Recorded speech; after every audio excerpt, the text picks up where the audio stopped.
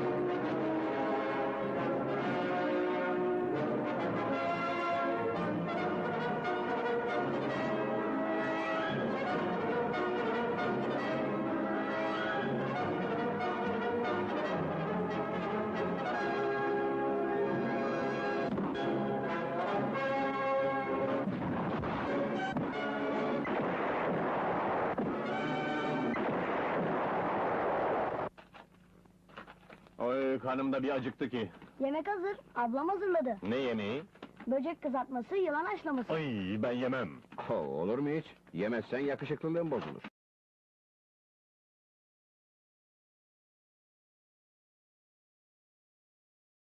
I hope you liked my movie. And we're back. Yeah, that was the recap for what occurred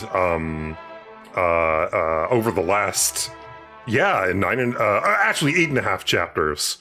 So expect a longer recap video Be next sure time. to leave a Yelp review. Because it was good. I am casting for my My Little Pony movie. It's gonna be weird. And that's me movie. saying this. Yeah, so that was the recap video for the last 8.5 chapters. Mechazoic era. Hold on. Beatism, David Lynch. I am speaking directly into your brain hole. I need you to remember to remind me to pick I up my sound like laundry this. before someone else sneaks in and flips all my socks inside out. Sneaks in and flips all my socks. I will do that, Mr. Lynch. I will do that. Thank you, Mechazoic Era, for being subscribed for 6 months. With the recap out of the way, I suppose we can kick off our continued reading of Fallout Equestria. Hold on. If you so insist. Dot version 2, thank you so much for the 8 months. Do we know what the Février is in this universe yet? Do we know what the FEV in this universe is yet? No, not yet, but I assume it is horse-based. Why do people thank you keep so much. asking this? I Someone kept asking this same question last time we did this. Hey, chat, if you want to spoil yourself, the story's out on the internet, you can read it. Yeah. The forced equinary virus. Everyone got turned into horses. Fuck yeah.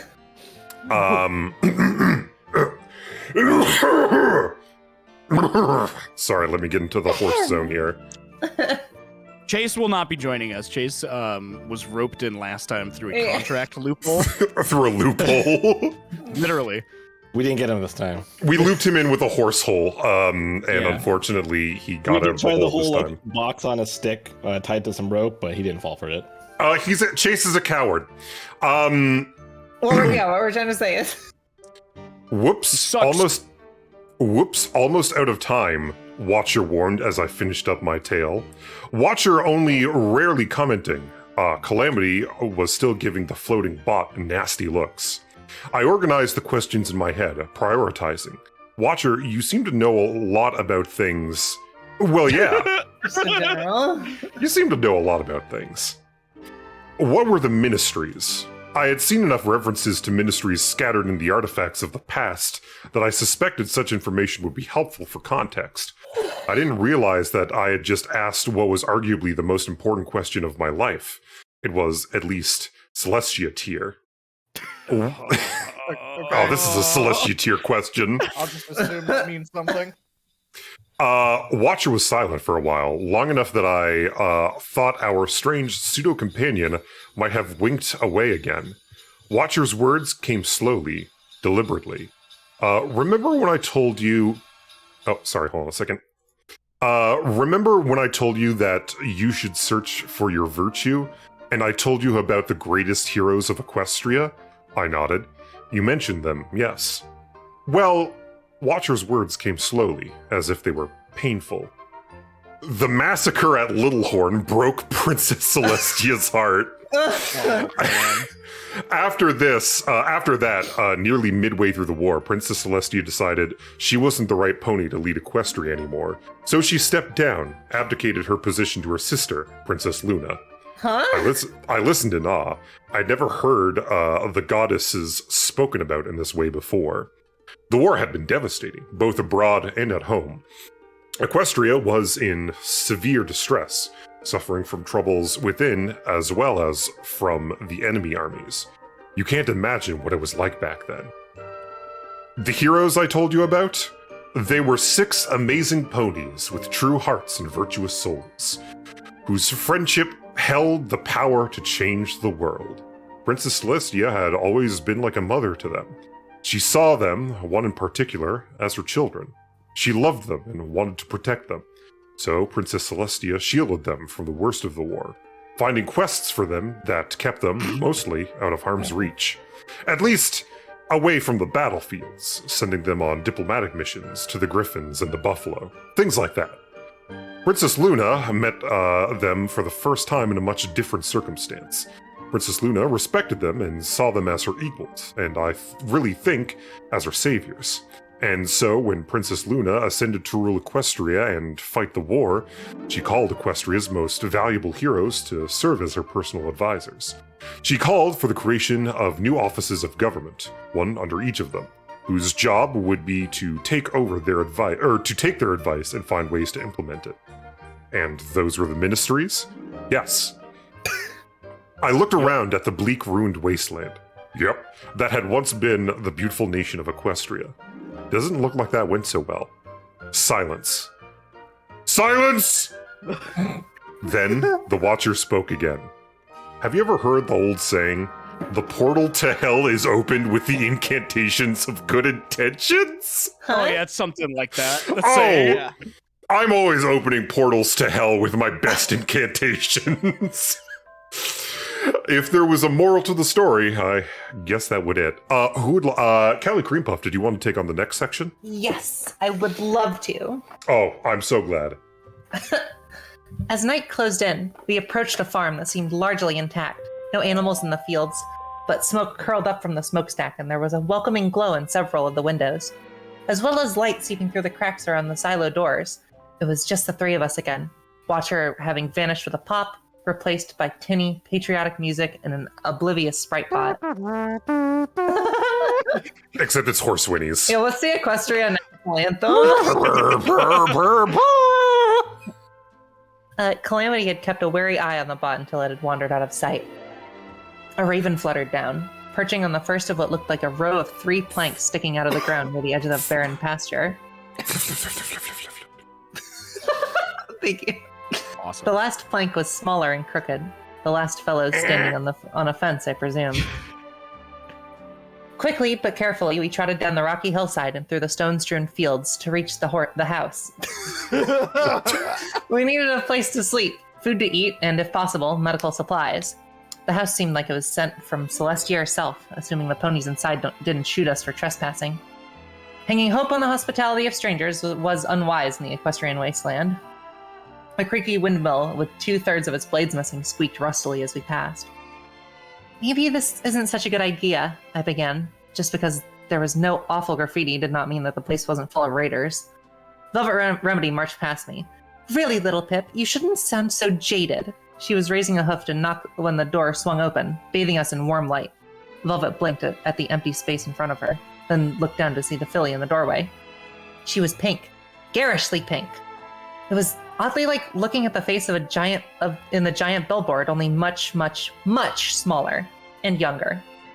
And a very imperfect match. It was hard to tell in the light, but she seemed wrong somehow. My eyes first lighted up on the rough scar on her head, like she'd recently fallen head first, possibly at very high speed, and scraped herself rather badly. The first guess that popped into my head is that she jumped off the roof of her barn, trying to fly. My eyes moved to her sides, looking for wings, but she was indeed an earth pony. Then my eyes caught her bare flank. She was young, but not that young. She stood less than a head shorter than me. I knew what it was like to strive for a cutie mark that wouldn't come. My heart went out to her. She had waited longer for hers than even I had, and was still... Wait. The wrongness snapped into focus. If I'd still been on Mentals, I would have realized it immediately. Her coat wasn't actually her coat. She painted herself pink. Awesome. I looked at Calamity and Velvet Remedy. From their expressions, they had seen it too, and it didn't sit well with them. Hello, dear, Velvet began. Is your mother... Oh my gosh! The filly jumped up, squealing in delight, and just as quickly she brought a hoof to her mouth, gasping as if in horror. Oh no, you're too late! I waited all day, but now we're closed! Tears welled up in her wide eyes. Velvet Remedy took a step back. Oh dear, I'm so sorry, young one, but we're not... The look of horror dissipated instantly, replaced by a wide grin. Of course you're not! As if we're ever close. Close? I think they're supposed to say closed. As if we ever close. As if we ever close. Okay, my bad. She giggled exuberantly. She ran out of the house, dashing past us, then spun with a suddenly somber expression. You really should hurry, though. Nasty things haunt these fields at night. With that ominous proclamation, she squealed with glee and ran towards the silo. We looked at each other. I was confused. Calamity simply shrugged and started trotting up to the young pink girl. As we reached the silo, Velvet called out, I'm sorry, sweetie, but we didn't get your name. Oh! The pink filly jumped. Of course! Sorry, I was just so excited. You're the first visitors I've had in the museum in, ages! Giggling again. Oh, I'm Pinky Bell. Uh-huh. Hi, Pinky Bell. Hi, Pinky Bell. Oh, everyone, chat, say hi to Pinky Bell. I have a gun pointed to your head. Right now. Say fucking hi to Pinky Bell right goddamn You now. have to be so sweet and nice to her. Hi, Pinky Bill. Museum? I asked, raising an eyebrow. Pinky Bell braced herself and pushed open the silo door. The inside of the silo looked like a party had exploded inside it. Not in a good way. More like a party had ingested a grenade. And the whole room was now splattered with party gore and party entrails. Party viscera. Party gore. Welcome to the Pinkie Pie Museum. The girl was practically bouncing. This here is the #1 museum of all things Pinkie Pie in all of Equestria. Calamity was shaking his head, but there was a relieved smile on his face. Velvet Remedy gave Calamity a smirk and he rolled his eyes in return. This was weird, no doubt about it, but no slaver, no raiders, no horrible monsters. A descent into the slightly bizarre was a most welcome change. Pinky Bell didn't let up, didn't even stop for breath. And what do you know? You're just in time for the tour! Oh, no, where's our tour guide? She'd better not be sleeping in again. Oh, wait, it's me! The museum was a single huge room. There wasn't much to tour, but Pinky Bell made a point to stop and show off one item after another, most of them adorned with saggy balloons or vomited all over with confetti. And they danced and danced all day and night, and best of all is in this very silo where Pinkie Pie, as a young filly, invented the first party ever and got her cutie mark. Velvet leaned close to me, murmuring, I'm fairly certain that parties have existed for more than 250 years. But Pinky Bell was clearly on a roll and not about to stop for questions. During the first years of the war, Pinkie Pie traveled all over, throwing parties for equestrian troops about to head into battle, bringing them a taste of their homeland, and more importantly, bringing them cheer and putting a smile on their faces. Pinky Bell waved her arms at several easels with framed photographs of Pinkie Pie, dressed in frills and fishnets, dancing on stage in front of nearly 1,000 ponies. That is, when she wasn't on super secret missions for Princess Celestia. She looks a lot smaller in person, I commented back to Velvet, thinking on how much less threatening the real pony seemed than the insane billboard just a few miles from this farm. Pinkie Pie's only regret was that she couldn't be everywhere helping all the troops all the time. Although a dash, she probably could come pretty close. So, of course, Calamity raised a hoof. Dash her friend or dash the drug? Pinky Bell seemed not to notice. Prancing towards the familiar poster, Pinky Bell rambled on. Unstoppable. When the Princess Luna offered to give Pinkie Pie a whole ministry of her very own to do whatever she wanted, but she pounced on the chance, and the Ministry of Morale was born. It was the Pinkie Pie is watching you forever poster. This forever! Yeah, this is in all caps. It was Pinkie Pie is watching you forever poster. This one intact. The elderly pink mare was smiling mischievously, as if she'd just played a wonderful prank. And with the whole face visible, I swore I caught a curious look in her eyes. I no longer felt guilty with the poster staring at me. Now I felt uncomfortably exposed. A practiced twirl took Pinkie Bell to the table covered in a chemistry set and several samples. Pinkie Pie was always really good at cooking things, and when Princess Luna, boo, declared that the drug... Oh, okay, so she made drugs. Let's go! The drugs that were flooding Equestria from Zebra Lands were harmful to people. Pinkie Pie decided to prove that they could be good. A fun addition to any party. Working day and night, Pinkie Pie concocted a mixture of menthols and some of her favorite things, creating dun dun dun, party time menthols. We have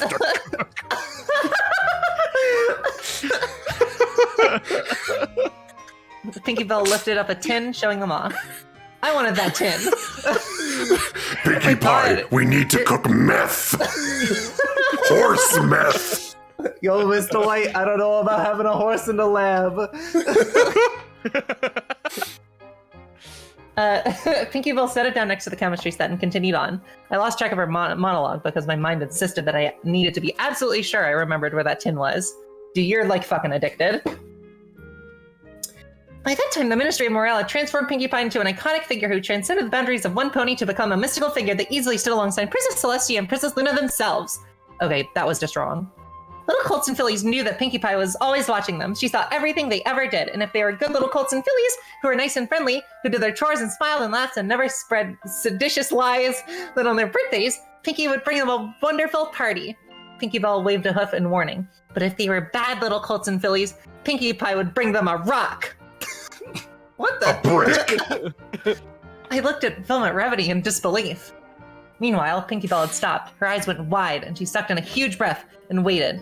1 second, 2, 3, 4. Finally, Pinkie Bell let out a breath with a disappointed sigh. I'm sorry. I thought I felt an impromptu musical number coming on. Velvet Remedy studiously looked elsewhere. Anyway, what was I saying? Oh yeah, how Pinkie Pie brings parties. Velvet turned back to the little filly, a little startled. Brings?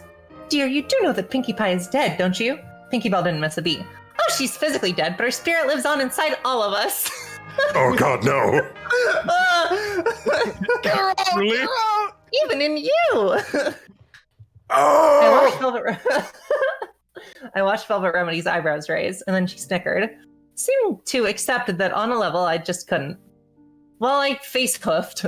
Velvet leaned close to Calamity and whispered, I think Pinkie Pie's spirit has a stalker. I managed to miss most of the rest of the tour because I was trying to come up with a way to talk Pinkie Bell into parting with what was probably a prized part of her collection. But I snapped back when Pinkie Bell announced that she had something to ask all of us. A proposal. It turns out I have the only copy of the recipe for Party Time Mentals. Okay, I knew that wasn't true. Calamity's friend also had it, but this might be the fastest, easiest way to get it for myself. And why stress over asking for a single tin when I could get the damn recipe? And I'd be willing to share it with you if you can bring me one more piece of my Pinkie Pie Museum collection that I'm missing. A limited edition Pinkie Pie magical statuette. Bring it here, and I'll throw the party to end all parties. No!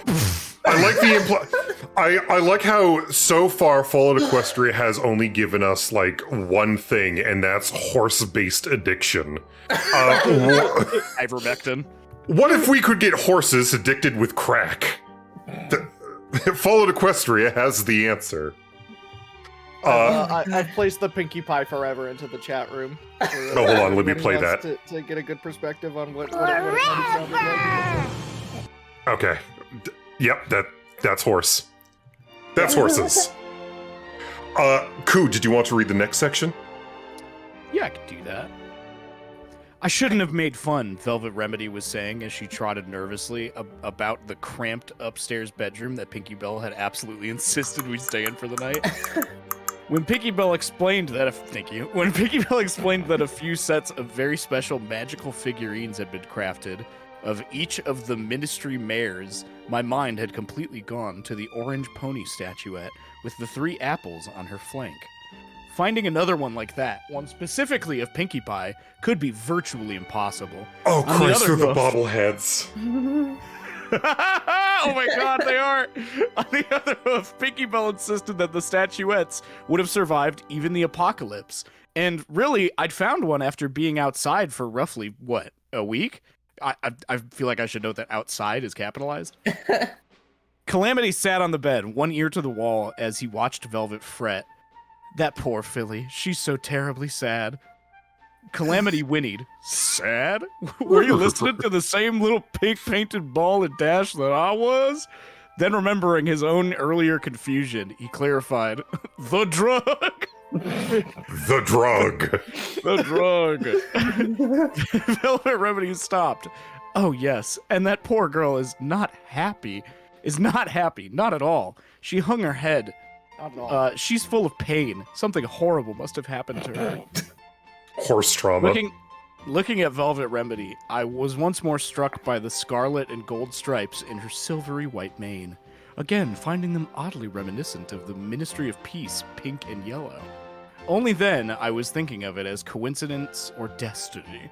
Now I wondered if it wasn't more like Pinkie Bell's painted-on pink coat.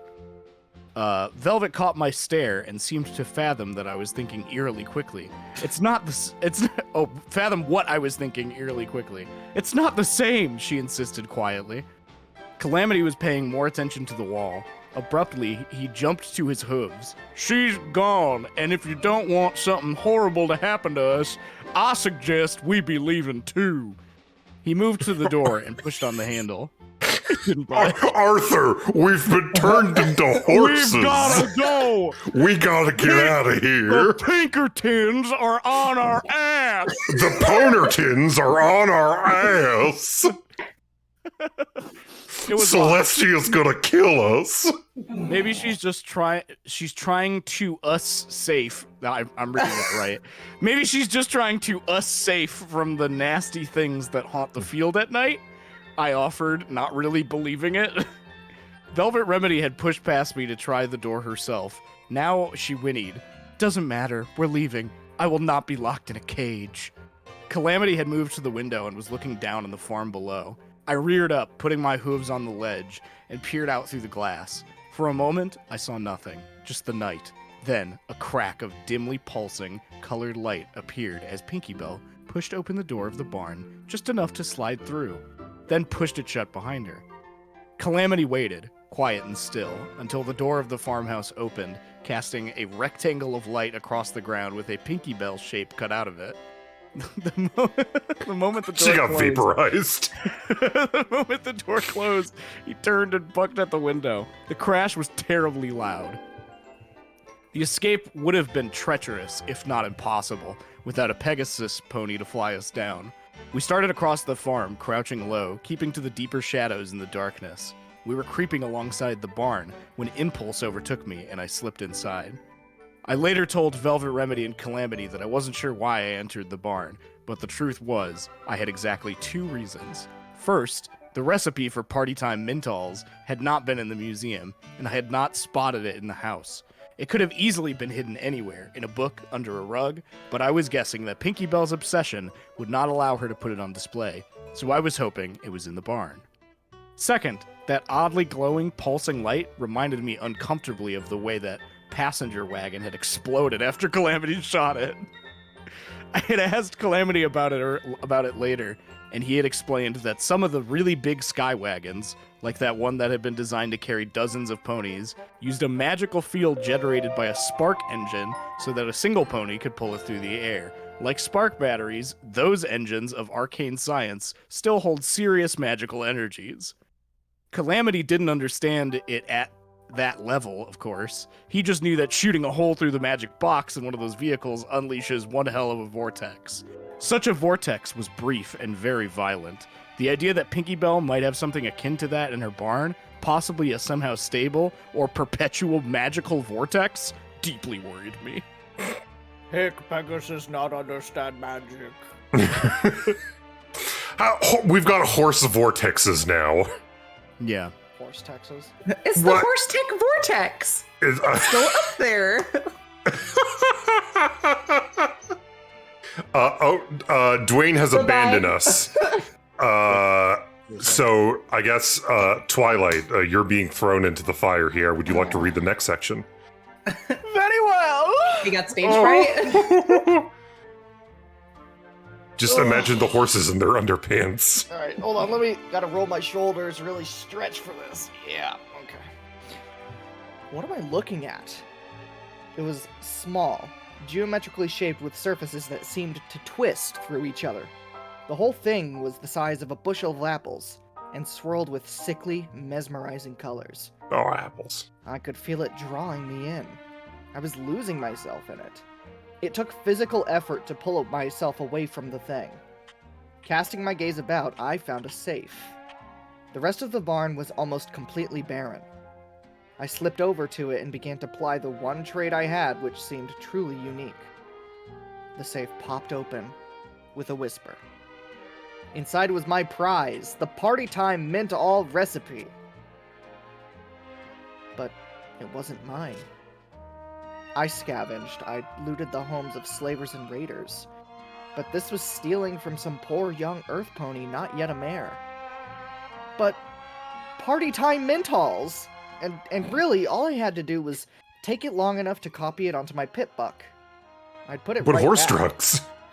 And that wouldn't really be stealing, right? Except Pinky Bell was offering it as a reward for helping her with something. And that made it feel like stealing. Like I was taking a reward I hadn't earned.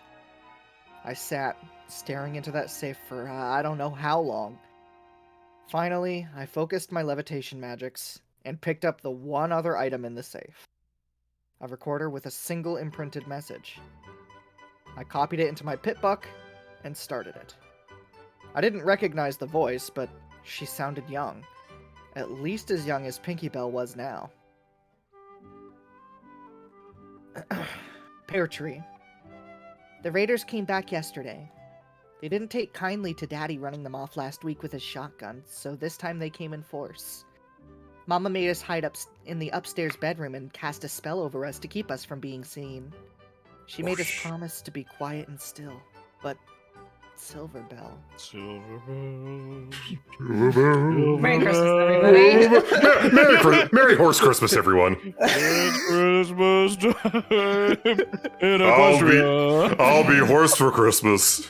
Do you think even in the apocalypse we can learn to celebrate and have our Christmas cheer? Jingle bell clop. Catholicism. My little sister has always been able to make beautiful music, like the tinkling of dozens of magical bells. We all Ding. adore it. But Silver Bell, sometimes when she's frightened or worried, the spell happens all on its own. She didn't mean to. It was an accident. The raiders killed Mama and Daddy. They killed them really slow and brutal. And they made us watch. It was...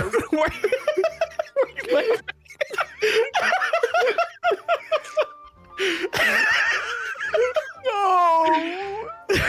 My mom and daddy fought! Slow and brutal. I buried them out by the end of the East Field. I don't know why that got me. I did it. They're buried in the They back. did it. Put up a couple planks as tombstones. I hate that they won't last long, but I can't carve their names into rocks. And Mama and Daddy deserve to have their names over their graves. Silver Bell has nightmares every night. Honestly, I do most nights too. And during the day, she just curls up silent-like, never crying, never smiling. I can't even get her to eat. I don't know what to do. The Tiger Lily, thank you for being subscribed for 7 months. I'm going to try taking her to Ten Pony Tower. I heard there's a buck up there who takes in orphans.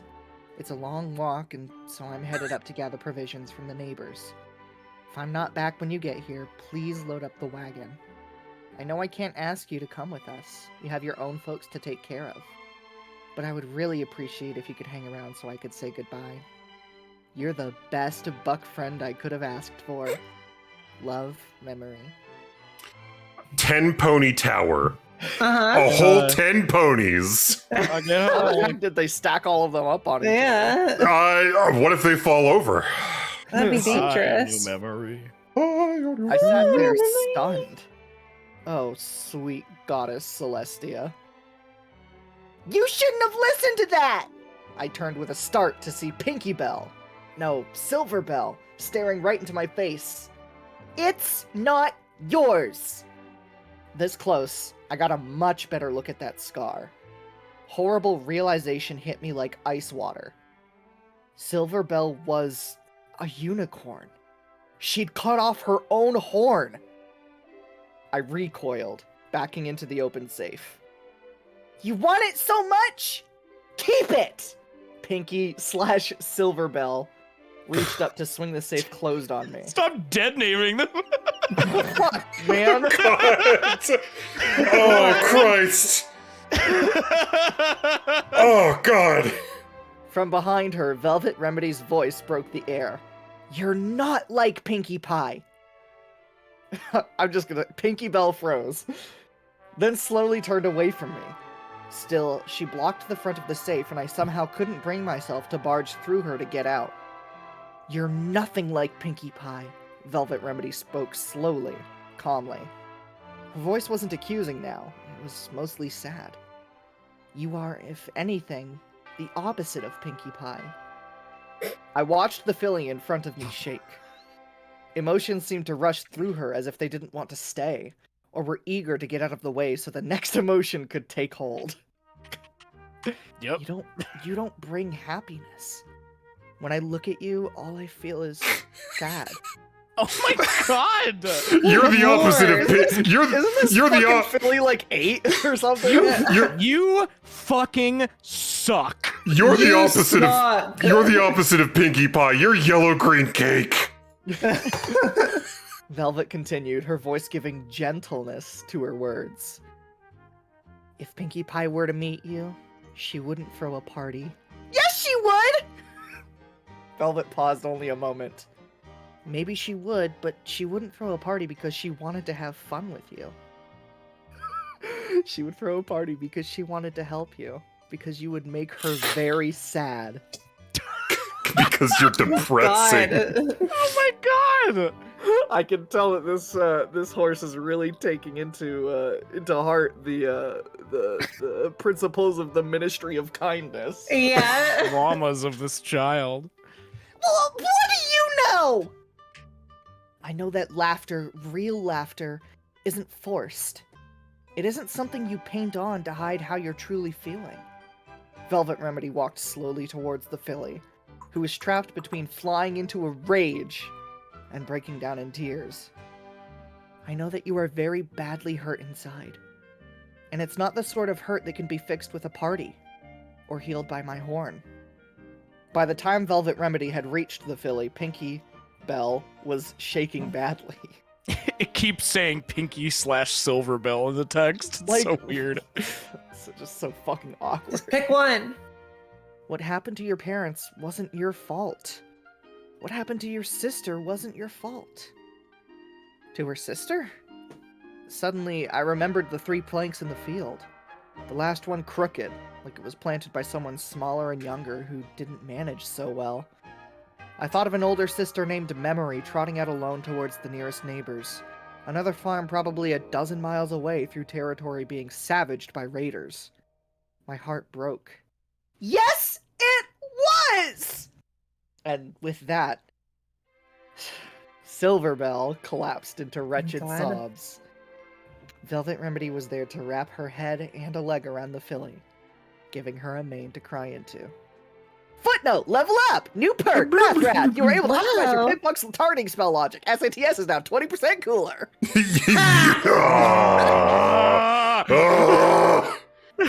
I'm gonna commit horse violence in a bit.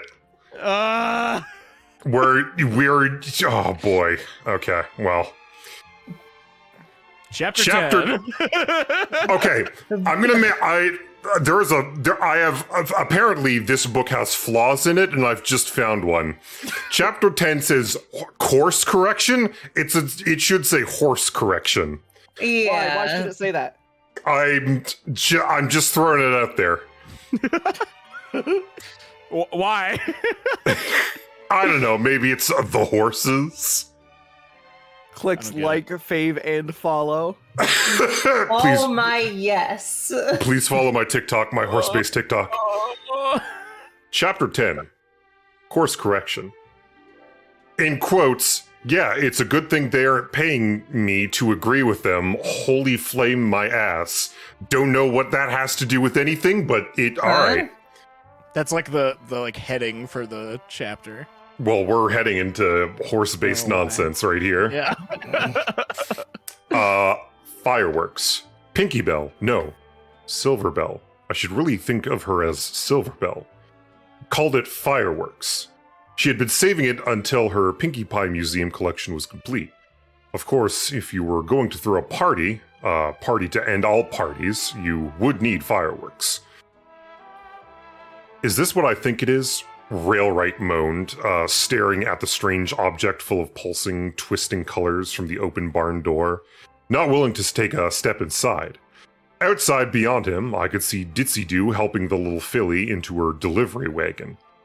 I will deliver absolutely everything was emblazoned on the side, along with the constellation of circles that I suppose was the Ghoul Pony's trademark. Watcher had come through again. A sprite bot had silently wandered into the farm deep into the night. Watcher was keeping an eye out for us, my slightly creepy guardian stranger. It had taken considerably less persuading to get Watcher to contact a Ditsy-Do again for help. Maybe it was because Velvet Remedy's warning had still been fresh in my head. And I had asked nicely, saying, please, this time.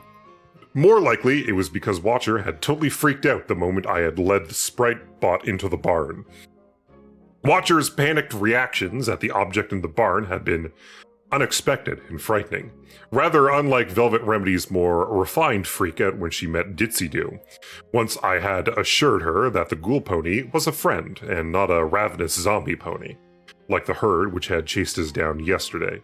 Velvet had smiled and acted perfectly polite, but she was still keeping her distance and giving the ghoul horrified looks.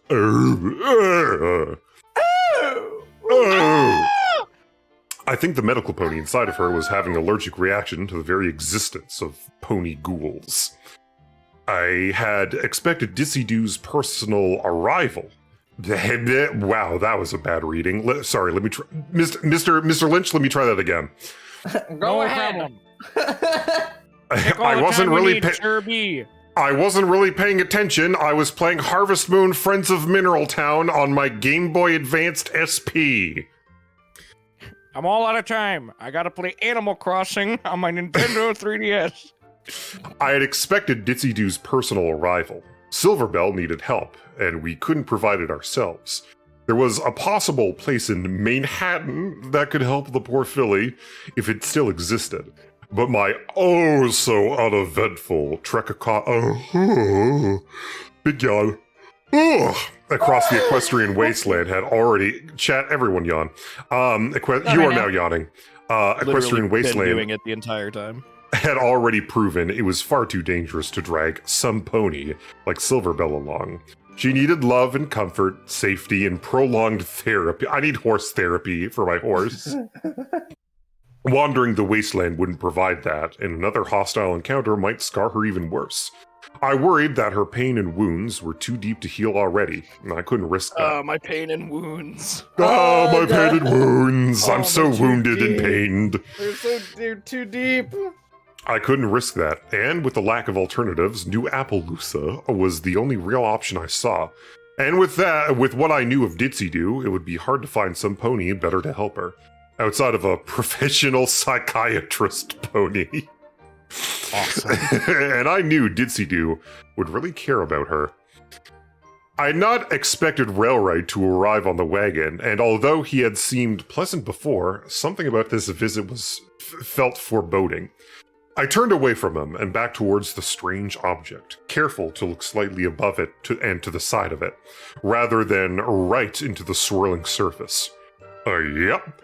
Calamity was standing just inside. Oh god, what's happening? It's sucking the life essence from my fucking body. Yep. Calamity was standing just inside the barn, having pulled the door open. He too refused to get much closer, although out of reasonable caution rather than abject fear. That's a balefire bomb. Pinky Bell had an undetonated mega spell in her barn for fireworks. Based. Based. Hell yeah, we're gonna fucking light this motherfucker up.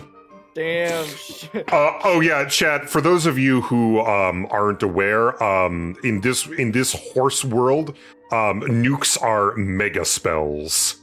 Yeah, they didn't invent the famous radioactive explosion. They instead invented a special magical bomb that's basically the same thing. Yes. Famous radioactive explosion. I'd like to think that all spells Never are just heard like someone describe it like the famous radioactive I know explosion. it. We all know it. You know Everybody, the one. I mean, come come on. on. Everyone You- knows about the famous radioactive explosion. Well, we Bill, don't do you have it remember here. the big one that just happened. fuck, it was the Oh, what was it called? you know I can't think of the word. I can't remember who did it either. I don't know. Could have been anyone. All County very Cream vague. Puff, would you like to go next? Gotcha. Shafts of pure sunlight pierced the air from hundreds of the tiny breaks in the omnipresent cloud cover. It was like the night I first stepped out of Stable 2, only instead of a fathomless abyss sprinkled with stars, what shone through the sky above was of the most beautiful blue. I wanted that sky so badly, but the breaks closed up even faster than they appeared. By noon, the gray covering would soon be solid again. Ditsy Doo had wrapped Silver Bell in a blanket and was strapping herself to the front of the wagon with practiced ease. She caught me watching her and smiled back, her one odd eye rolling up.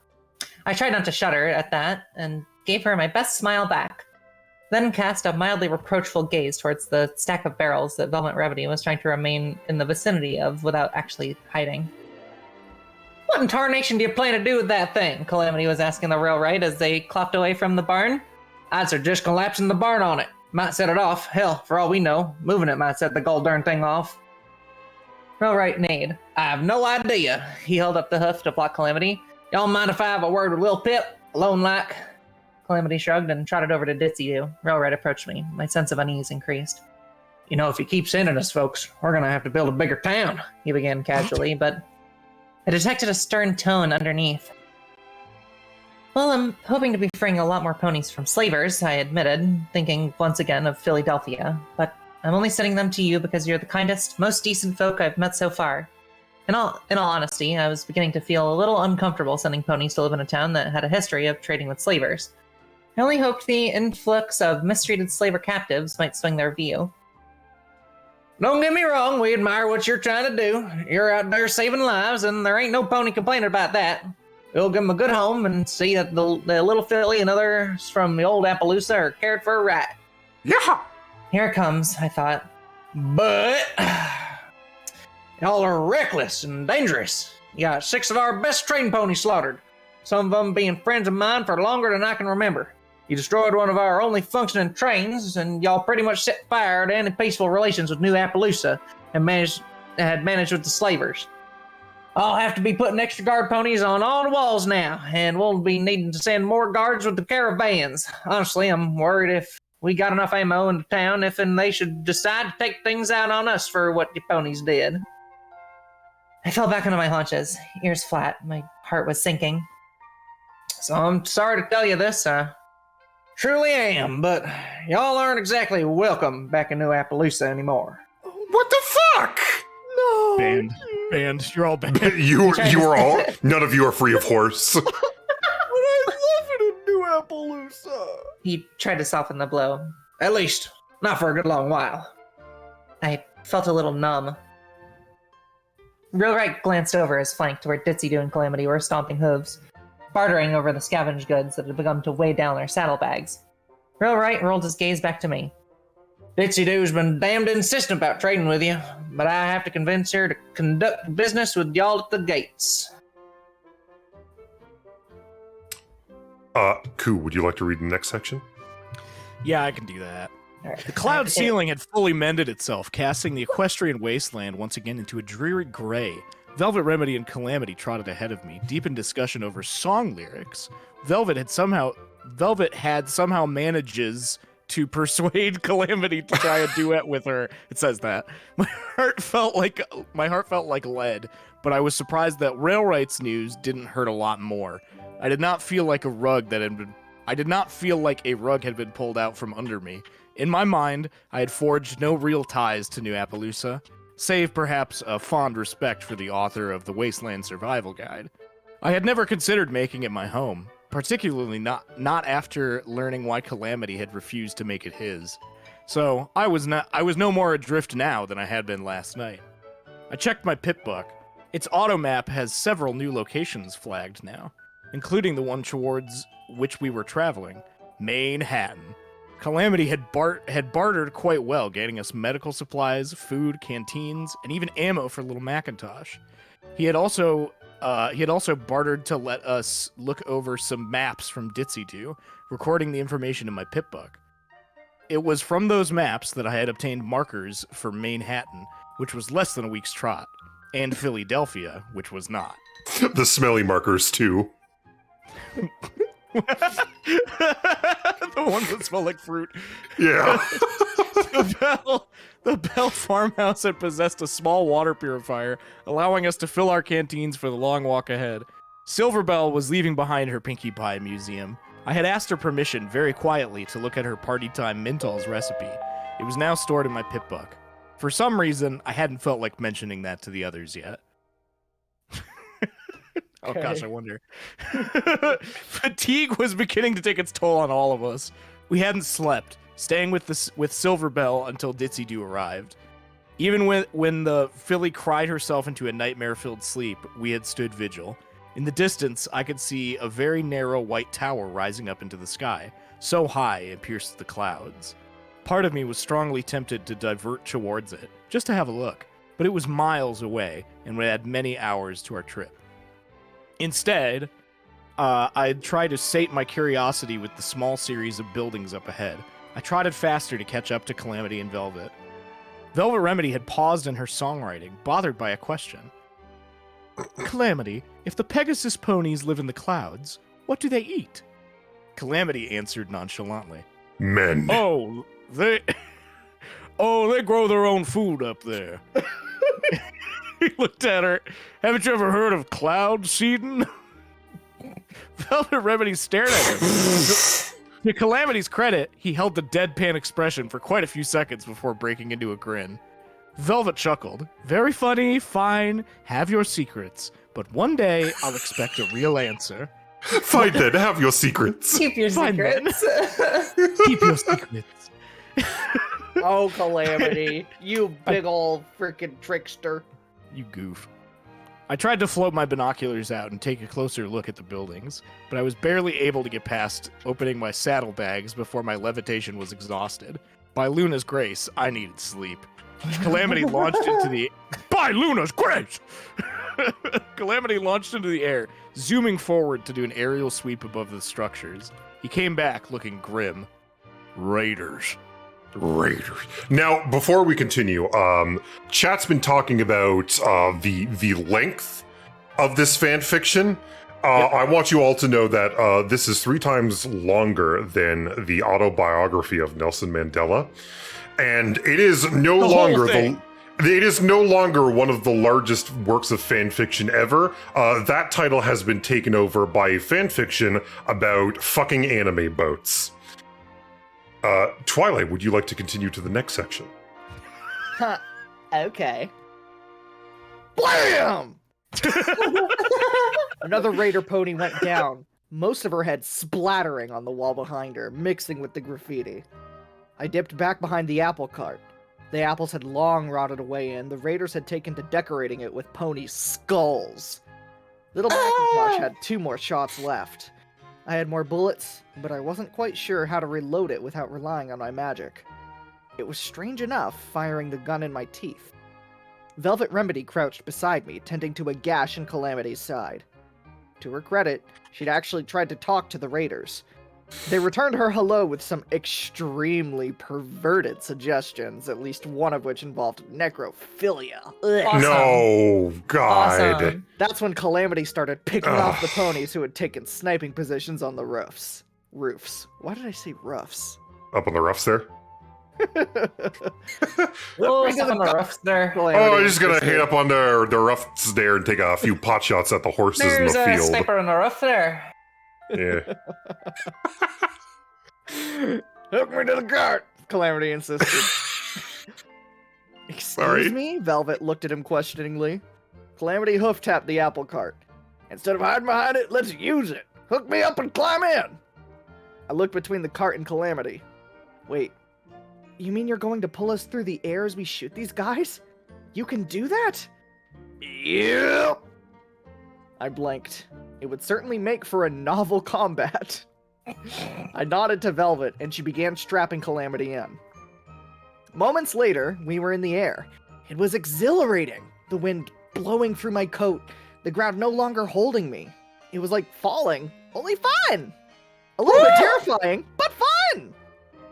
Don't you forget to shoot back! Calamity called out, realizing that I was enraptured by the experience. A raider pony's bullet thudded into the bottom of the wagon. I suspect it hadn't been the first. My mind snapped back to the battle and I took aim. Blam! Down went another raider pony. I lined up on a third with the scope and tongued the trigger. My target fell, blood pooling under him. This was almost too easy. Only now I had to reload or switch weapons. The combat shotgun was going to be useless at this range, and I had lost my assault rifle in the train battle. That left the sniper rifle, a weapon so large it required either telekinesis or a mounting to fire. I looked at the cart, figuring I could brace it on the posts. Whoa! Calamity shouted as the sky filled with bullets, one coming close enough to scrape his battle saddle. Pesky varmint! Little Pip, see if you can't take that one hide behind them mailboxes. I'll bank so's you can get a better shot. I lined up the sniper rifle, bracing it as best I could, then aimed down the scope as Calamity swung the cart around. I spotted the Raider Unicorn, an ugly mare with only scraps of purple left in her mane. She was mostly protected behind the row of mailboxes, floating a scoped assault carbine, a serious upgrade to the assault rifle I had used before. I held my tongue until Calamity's maneuvering gave me a better shot. The Raider dived almost fully into view, unleashing a torrent of bullets up at us. Slipping into the targeting nirvana of SATS, I barely noticed Calamity's cry as I tongued to the trigger and sent the Raider to the goddess's judgment. I felt the wagon tilt dangerously. Calamity! Velvet Remedy cried out beside me. The wagon turned sharply in the air. I gasped. Calamity had been shot! Clean through his right wing! The wing was seeping with blood, and he grunted in agony as he tried to keep the wagon aloft. I'm sorry, folks, he whinnied painfully. You might experience some turbulence. The wagon dropped 5 feet, eliciting a yelp from both Velvet Remedy and myself. Calamity caught the fall, pulling up, trying to make it to the roof of the most intact building. He made it. Mostly. Yay! My friend crashed down onto the roof hard, skidding along the broken tiling, the wagon slamming down behind him at a bad angle, one of the wheels snapping off as it threw Velvet Remedy and me. I found myself airborne, in the not fun falling way. I hit the roof once, bouncing, pain bursting in my shoulder, and flew into a pile of crates and ammo boxes, the former splintering on impact. I looked up in time to see the apple cart roll over Calamity, jolting off the lip of the roof with a loud crack, and proceed over the edge, dragging Calamity along with it! Blood smeared the rooftop from his shot wing. The wounded Pegasus gasped and kicked out with his legs, catching and bracing himself against the lip of the roof. He stopped, trembling, the weight of the wagon pulling at him through the still mostly intact harness. Help! Velvet Remedy moaned nearby. The lucky mare had managed to land face first on a nice, soft mattress. Raider betting. On second thought, perhaps not so lucky. I pulled myself to my hooves, wincing in pain from splinters and scrapes and a brutal bruise in my shoulder, and dashed towards Calamity. The motion, not the drug. Velvet galloping past me, her longer legs carrying her to the Pegasus' side, where she started biting at the strained harness. I swiftly joined her.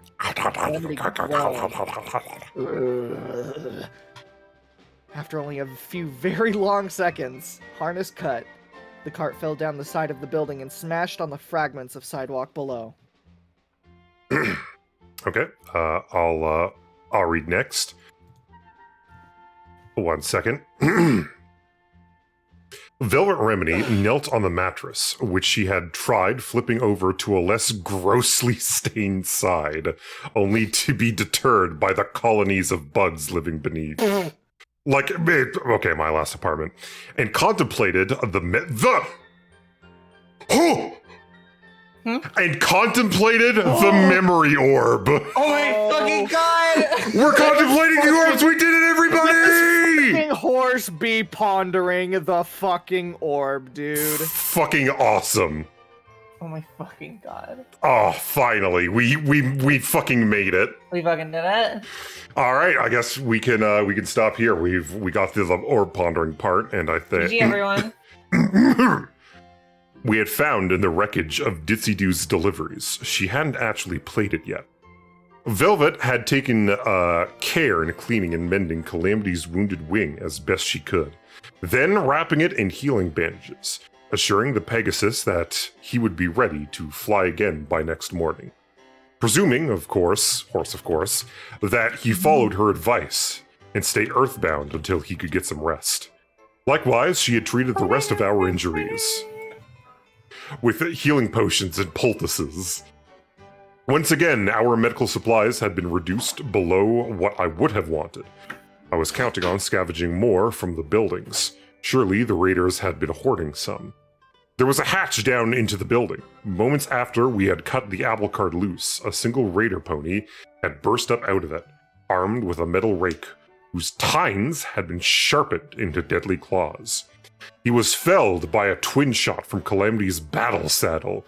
Even at the edge of passing out, Calamity was still a perfect shot. "Why a balefire bomb?" I asked as I reclaimed my sniper rifle, struggling to put it back into its harness without levitation. It turned out that the reloading bullets into Little Macintosh had been within my capabilities still, but only so long as the beautiful gun was held in my mouth. My companions both looked up, startled. I clarified, why was it a bomb? I thought mega spells were cast. Calamity, who had curled up near the roof hatch, simultaneously resting and keeping guard, answered, "Unicorn ponies cast spells. Zebras did not. They mix their magics into potions and phylacteries and fetishes. Their mega spells were either worked into enchanted missiles, like the one which obliterated Cloudsdale, or snuck up into population centers and detonated, like the balefire bomb which annihilated Manhattan." I nodded. Sorry. I nodded at that and turned my attention to pulling ammo from the raiders' ammo boxes. One locked box provided me with several grenades. Nice. Looking up to Calamity, ready to brave the building, I was hoping that all the raiders were already dealt with, and we could scavenge freely, but that was probably wishful thinking. Calamity nodded, getting onto his hooves. Velvet Remedy got up, moving past me towards the hatch. I leaned forward and bit the end of Velvet Remedy's tail, trying not to think of what it tasted like, and reined her forward trot. "Stay here," I whispered. "Let us scout first." Velvet nickered at me unappreciatively, but stopped. Calamity gripped the hatch handle with his teeth and flapped his wings, getting a disapproving sigh from Velvet Remedy. Pulling it open. The warm flickering light and acrid smoke of burning trash barrels greeted us. Crouching down, I made my way down the stairs. Calamity followed. There were 3 raider ponies inside, barricaded and waiting nervously for us to show ourselves. I waved Calamity back, then backed up myself. A moment later, I sent several of my new grenades down to see them. "Oh, fuck!" came a voice from below, followed by 3 rapid explosions, then a silence marred only by the sound of falling debris. Creeping back down, because I'm the creep, I found 3 bloody corpses and a hell of a mess. The rest of the building was raider-free, although Calamity and I had to clear a few tripwires and disarm a bouquet of grenades hanging over the front door before I was ready to declare the building safe for looting. Sadly, neither Calamity nor I had the sort of finesse with explosions and traps that would allow us to safely collect the grenades. Disarming the grenade bouquet was done at a distance and involved a thrown bucket and a lot of running. I returned to the stair, calling Velvet Remedy down. "Oh, I can come down now? How nice." Velvet gave me a flat expression and trotted down past me. Crap. Below, I heard her suck in a breath at the slaughter. Below. Oh, great sentence. Good. Blow. Love the writing. Below, Awesome. I heard her suck in a breath at the slaughter below. I closed my eyes wincing, then opened them, and walked down after her.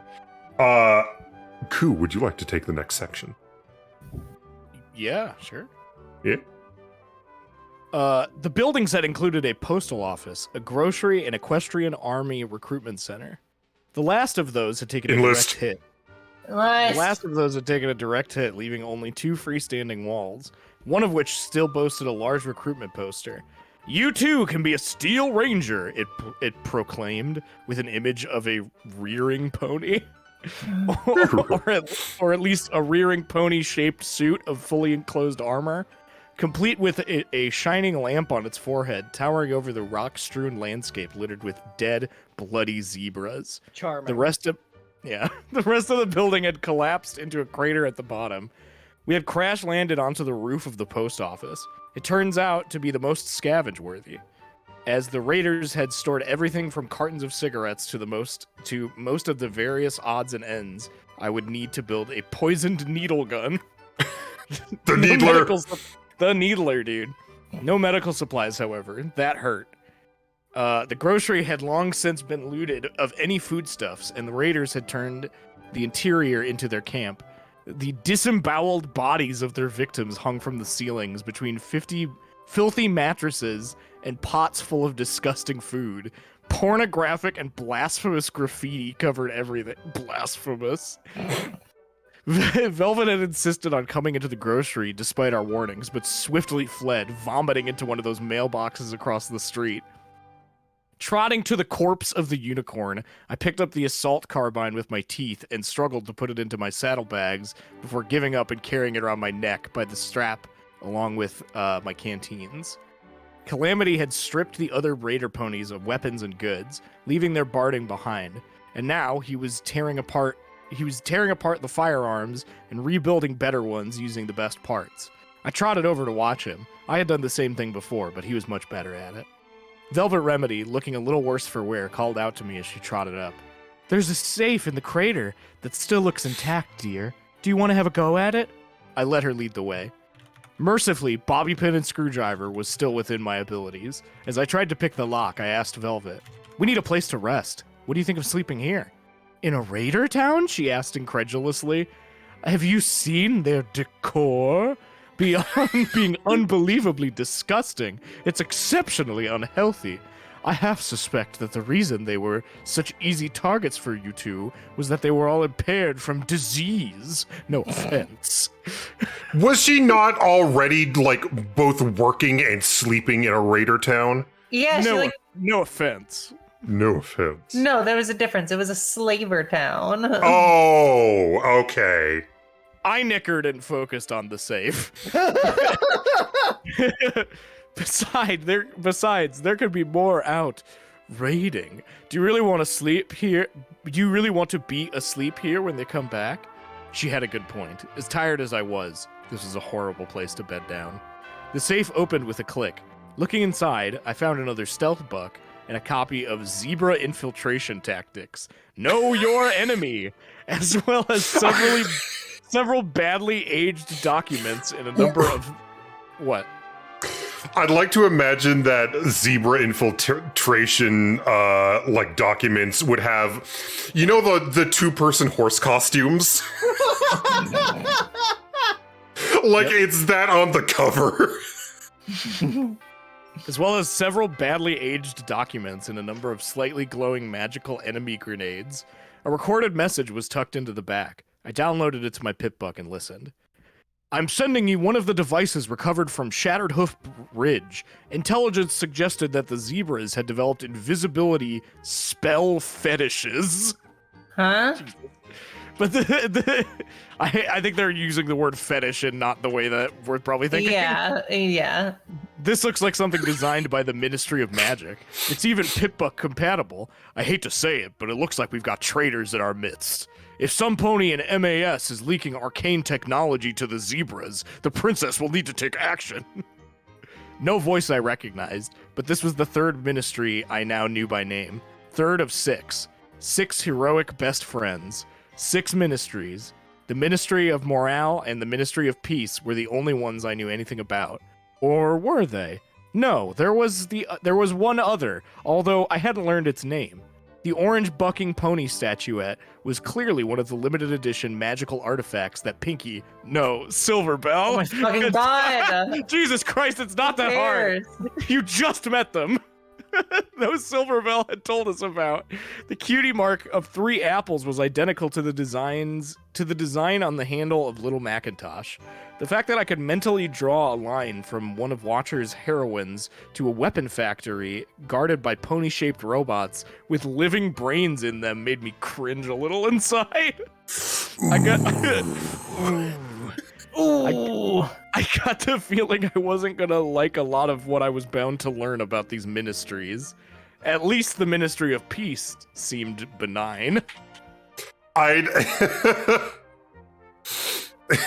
I'd like to imagine that, like, Spell Fetishes is like a magazine and it's got, like, big booty wizards on it. Twilight, would you like to read the next section? I would not, because I think we skipped Callie. Did we? Yeah, we did. We went back I was to... surprised when you asked me to read that one. I was like, Well, no, okay. we went back to you because you had left for a bit. We went Callie and... While someone else was reading after mine was done. You weirdo. I might have lost our I just went to the place. bathroom while Twilight was reading. Yeah. Oh, sorry. Looking Then, back. Callie, would you like to read the next section? Okay. Sorry. A curving set of train tracks cut a swath through the rolling rocky hills and intersected with our path. So we had begun to follow it. Hold on, let me drag this over to my other monitor. It wasn't going in the right direction. It wasn't exactly the right direction, but it was close, and I suspected the tracks would wind slowly back, probably leading all the way to Manhattan. Plus, it had the benefit of being relatively flat. All the hills were sapping me. No more living in this gilded... Oh, okay, it's song. Not happening. Imagine this is singing. Yeah, no more living in this gilded cage, Velvet began to sing. Shackled to what is supposed to be. I am ready to exit this stage. It is time for this bird to fly free. Oh, okay, everyone's singing now. Yeah. I've been blinded because I've closed my eyes. Calamity stepped in. His voice was no match for Velvet Remedies, but he carried a tune amazingly well. Seeing just what they told me to see. Time to get up and shake off the lies, break their rules, stretch my wings, and just leave. Wow. For a second time that morning, I fell to my haunches, my mouth hanging open. Velvet Remedy and Calamity continued their song, unaware that I had stopped and was staring at them. I threw myself back to my hooves and trotted to catch up. There was a part of my spirit that was just welling with happiness, seeing my friends like this. A part of my mind that was in constant squee at hearing Velvet writing a new song. And there was an astonishingly earth ponyish part of me that insisted that these two were alerting everything in our vicinity that we were here. I suspected Velvet Remedy didn't know any better. For having been in the wasteland several hours longer than I had, she had less experience with traveling through it. And her mind seemed more inclined to other paths of thought. Calamity, on the other hoof, probably just didn't care. There were many threats out here that he couldn't just fly away from, and I assumed he sometimes forgot he was traveling with 2 earthbound ponies. I studiously ignored that part of me. For now, the song was helping me keep my legs working. As we rounded a steep hill, Velvet Remedy and Calamity's song reached an abrupt end. I have no idea yet what to do for the bridge, Velvet admitted a little sheepishly, but the chorus is strong. Calamity agreed, having taken a real shine to the project. Spread his wings, he swooped up to land on a tall rock jutting out from the hilltop, then crouched down. Got something ahead, he glided back down to us. There's a batch of ponies clustered around a heap of vehicles all mashed together. Calamity checked the load on his battle saddle. They look like they could be raiders. Look like? I said warningly. Calamity paused, blushing. Yeah, well, better to approach cautiously. Safer rather than sorrier and all that. Fortunately, they ain't seen us yet, so... You sure about that, pony? Oh, no. You sure about that, pony? Said a gravelly voice from the air just above us. Oh, it's a griffin! Okay. The armored griffin thudded down in front of us in a battle stance, talons sharp as razors, a jagged scar running up her beak and across where her left eye had once been, and a tri-barreled magical energy shotgun in a quick-draw holster under her breast. Hell yeah. A diamond shotgun. Hell yeah. The shotgun that shoots diamonds. Borderlands weapon. Twilight, the next section's a bit long, so at any point, if you wanted to stop and have someone else read, just let us know. But if you want to take on the next section, by all means. Let's see if I can handle it.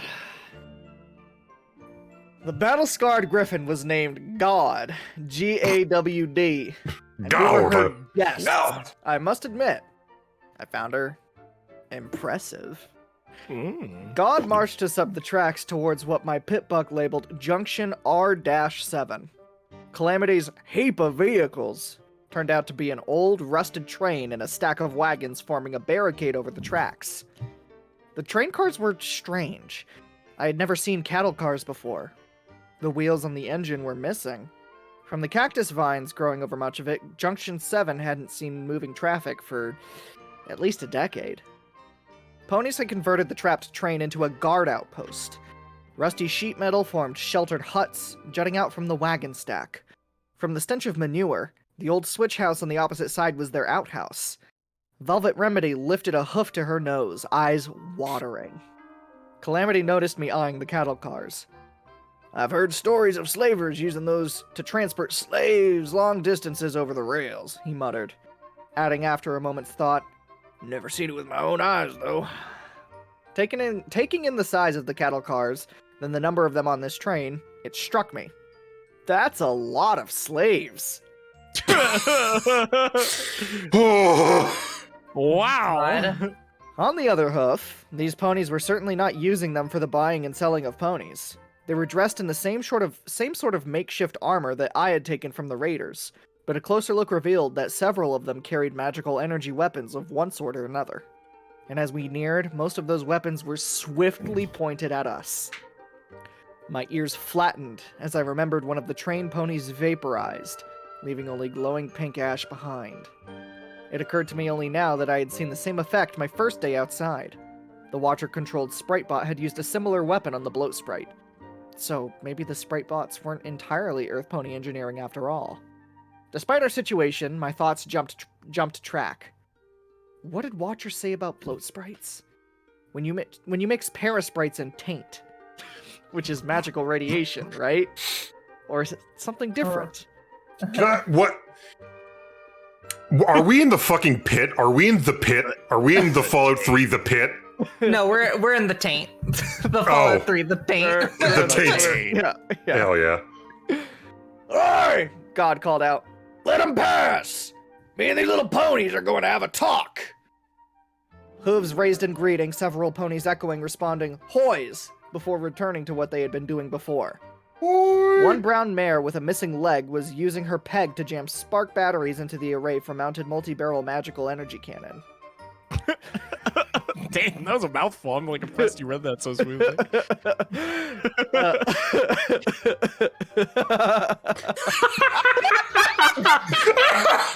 Kelly, can I show that to the stream? Do I have your permission? Wow. It's a little messy. It's excellent. Pondering the orb. I am pondering. Thank you so much, Kelly, for that. Oh my god. Just leave it in the corner. Yeah, leave that in the corner, please. No. Oh, If I worked on it a little longer, I would. It can be All replaced. All right.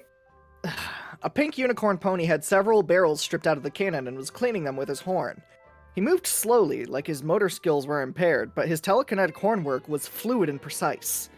I could see old scars, dozens at least, possibly over 100, all down his back and legs. He'd been whipped to the edge of death many times. I looked to my companions. Calamity had slowed down, giving the mounted weapons a curious eye. Velvet Remedy was more concerned, if not downright appalled, at the condition of some of the ponies. A half-starved foal trotted out of a shadowed alcove of rusty metal, carrying a canteen around his neck which he offered to each of the half-dozen ponies I could spot. Velvet leaned close, whinnying nervously. What are we getting into? With talon and wing, God directed us into the single-passenger car on the train, nestled up against the crippled engine. From the reek of dander inside, this was clearly the house of God, or at least her office. Close up the door! She ordered a blue-coated earth pony as she stepped inside behind us. The door swung shut with a metallic squeal, and I could hear braces thudding into place. we were locked in with the Griffin. Ironically, in better circumstances, I realized this would be a big tactical mistake for the Griffin. 3 against 1, and at least 2 of us could handle ourselves in combat. It was odd and somewhat uncomfortable to think of myself as some pony who could face a fight with confidence. Not for the first time, I had to wonder if the wasteland was changing me for the better, or just changing me. Right now, however, with my levitation magic at its most feeble, we were probably hosed if this came to blows and guns. It was the same reasoning that had prompted me. Super fucking hosed. We're hosed if it comes to blows and guns. Dude, we're fucking hosed. It was the We're same blows reasoning if it that comes to hose. It was the same reasoning that had prompted me to accept God's invitation in the first place. Things hadn't changed. The room was Spartanly furnished, save for the desk with a glowing terminal and a tattered black flag on the back wall showing wicked talons coming out of the darkness. God strutted around behind the desk, placed her talons on it, and faced us. I shook my head, trying to clear the webs of too little sleep, when I caught myself musing that she'd look really attractive if she was a little closer to my age, and, you know, God. What pony. the fuck? What? No, come on. What the fuck? First things first, God glowered at the 3 of us. Who are you ponies, and who do you work for? Calamity bristled. I could ask you the same thing. Mind your manners, Pegasus. You're in our territory and in my home. I ask, you answer. I put a steadying hoof on Calamity's flank, indicating that this was okay. Stepping forward. I'm Little Pip. This is Calamity and Velvet Remedy. We're just passing through. We also had an increasingly desperate need for a place to sleep, but I wasn't going to reveal that, much less suggest we sleep anywhere near here. Did Mr. Topaz give you permission to cross our territory? Something made me suspect a trick question. But before I could formulate a strategic response, Velvet Remedy asked, Who's Mr. Topaz? The grizzled griffin leaned over the desk and locked Velvet Remedy with her one good eye. Say again? She stared at Velvet appraisingly. Velvet Remedy stood up straight. You asked us about Mr. Topaz, some pony I've never heard of before. I asked you who that was. What's so difficult about that? You idiot! You fucking stupid! You're getting you're giving this griffin lip? I had to force myself not to face hoof. However, God apparently saw something in Velvet that impressed on her that the unicorn was sincere. The griffin sat back. You really don't know, do you? A smile slowly crossed her beak, her scar turning it into something unpleasant. Well now, isn't that interesting? She tapped her talon tips together as she considered us. Well, Velvet Remedy prompted. God leaned back, smiling quite a lot now. Mr. Topaz is the Lord and Master of Shattered Hoof and all territories adjacent. Calamity nickered. I call horse apples. This ain't anywheres close to Shattered Hoof Ridge. God rolled her eyes. No, but you are less than half an hour's flight from Shattered Hoof, the rock-breaking compound which was named after Shattered Hoof the battle. Rock-breaking compound? God face-winged. Oh! Really? Surely you understand rock-breaking? She stared at what I'm assuming this is supposed to read as. She stared at our uncomprehending faces, then sighed. Sometimes rocks have gems in them. Unless you've got a unicorn who can tell you which ones do and which ones don't, you have to break them open to see what's inside. For crying out loud, you had to have at least passed one of the rock farms in order to get here. Velvet Remedy raised an eyebrow, confused. How do you farm rocks? Ugh, easy! You pick a plot of land where rocks have shown a higher likelihood of hiding gems and you farm them! We were clearly not impressing the griffin with our ignorance. Waving a talon, some ponies even used to rotate the rocks around from one field to the other to help improve the chances of gems. That doesn't make any sense, I blurted, interrupting. It wasn't like the gems grew in the rocks like seeds after all. My mind twinged. Calamity only made it worse by suggesting, I think it's tradition. Well, it's a stupid tradition, I argued back. Oh These my are God. rocks. Gems aren't magical. A rock isn't going to be any more likely to have gems in it if you give the rock loving care or extra sunlight or better dirt to sit on. They literally are in this world! Everything's magical! Nukes are magical! Friendship is magical. Oh, God! Gems could be magical. I mean, how many magical artifacts use gems? You need gems to build magical energy weapons. They use them to focus and amplify the energies. I stared. First, that was way more technical expertise on anything related to the arcane sciences than I ever expected from Calamity. Second, it had never actually occurred to me that gems might be magical! Oh, Oh, it didn't? Usador, it just occurred to me. Are some gems magical? What if gems are magic? Oh. God sat in front of us, impatiently waiting. After a silent pause, which is, the kind of volume that pauses usually are, I turned back to her. I think we're done now. Please continue. Awesome. Oh, okay. God, I don't know why that last part just got to me. I'm having a horse aneurysm. I'm having a horse simulated aneurysm. I think they wanted to try and characterize these horses as actual people by having them have an inane conversation with each other. Yeah. By not knowing fucking shit.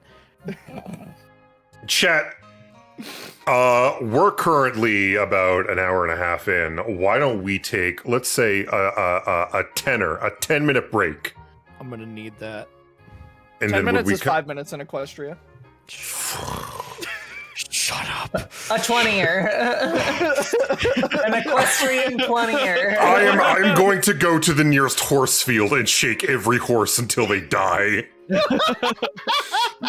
Everybody, we're gonna take a 10-minute break. When we come back, we're gonna do we're gonna reintroduce the recap to all of you, just to show you what's happened, What's transpired?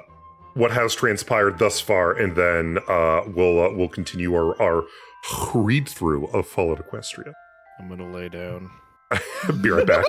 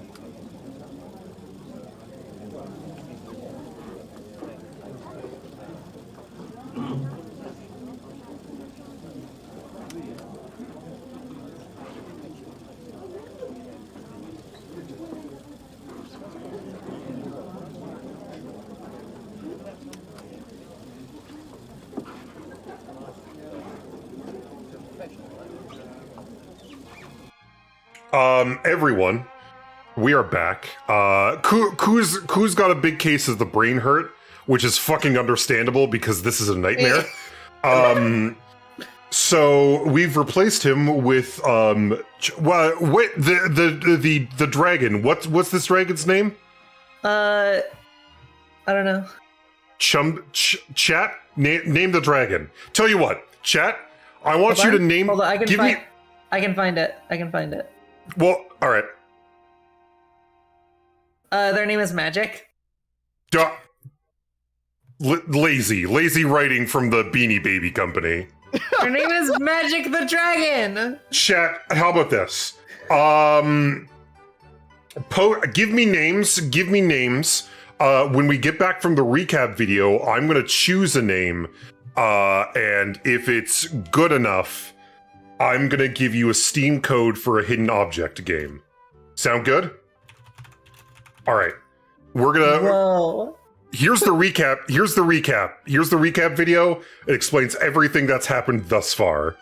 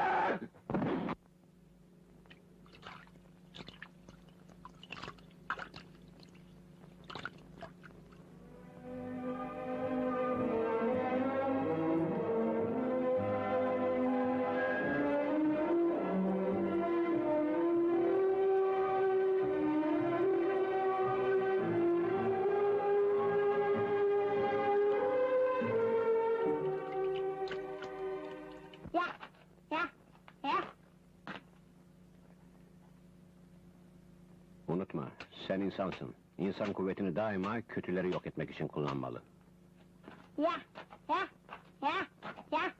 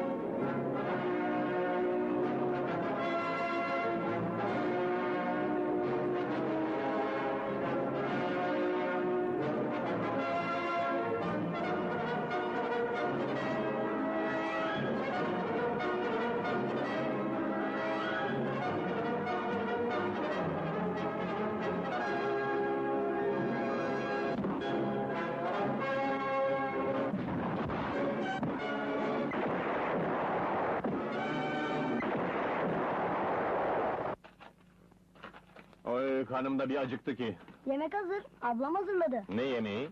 Böcek kızartması, yılan haşlaması. Ay, ben yemem. Olur mu hiç? Yemezsen yakışıklılığın bozulur.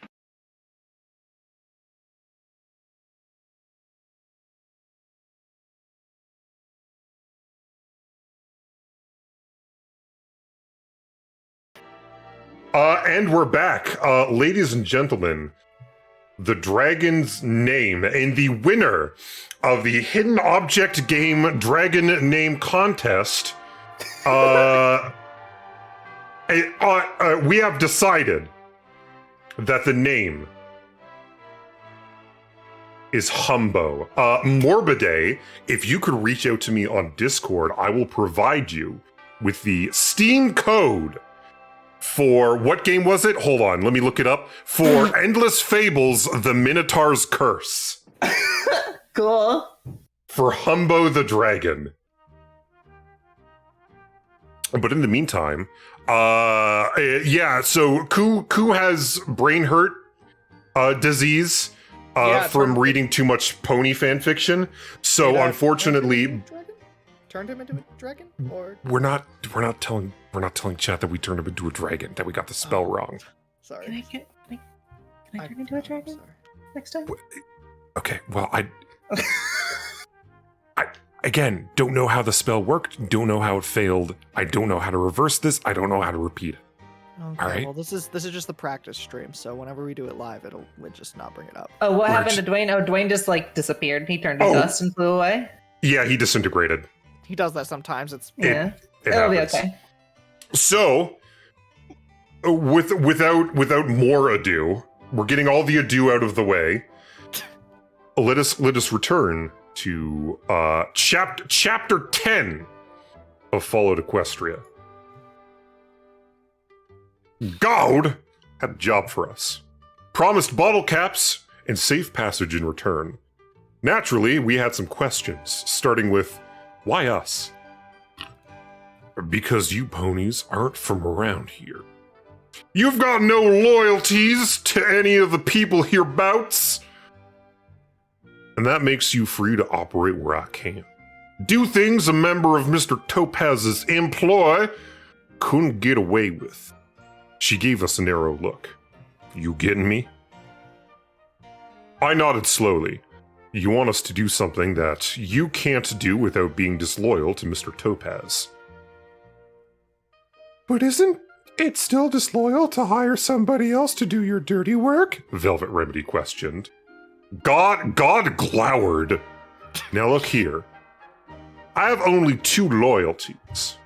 To the contract and to bottle caps. And in that order. She leaned back, looking over her shoulder at the flag behind her. My old crew learned that when they decided to take up Red Eye's offer and turn over the... Wait, Red Eyes? From Fallout 4? What? Okay. Offer and turn over the caravan, we hired to protect Red Eye's slavers. She turned back to us. Talons don't break contracts. Not even for barrels of caps. They learned that the hard way when I shot him in the back. Her smile turned grim. It was a point of honor. Shooting your friends in the back didn't sound like any code of honor I could understand. Still, God's words opened up a whole flood of new questions from us. Stampeding, like a horse, one after another. God was gracious enough, for a little while, to answer. Red Eye, that guy on the Sprite bots, he runs the slavers? Yeah, ironic, isn't it? He preaches all that horse shit about peace and unity and building a better tomorrow, and he's been building it on the backs of hundreds of slaves. I can't understand how so many of you ponies buy into his hypocritical rubbish. But Griffins don't? Hell no! He couldn't pay enough to make me bite into his poisoned apple, God grimaced, adding, not that he's offering. No unity for Griffins, we're just hired wings for him. And the Griffins will work for him? Yes. Oh, wait, I lost my place. My eyes went cross-eyed for a second because I'm reading horse stuff.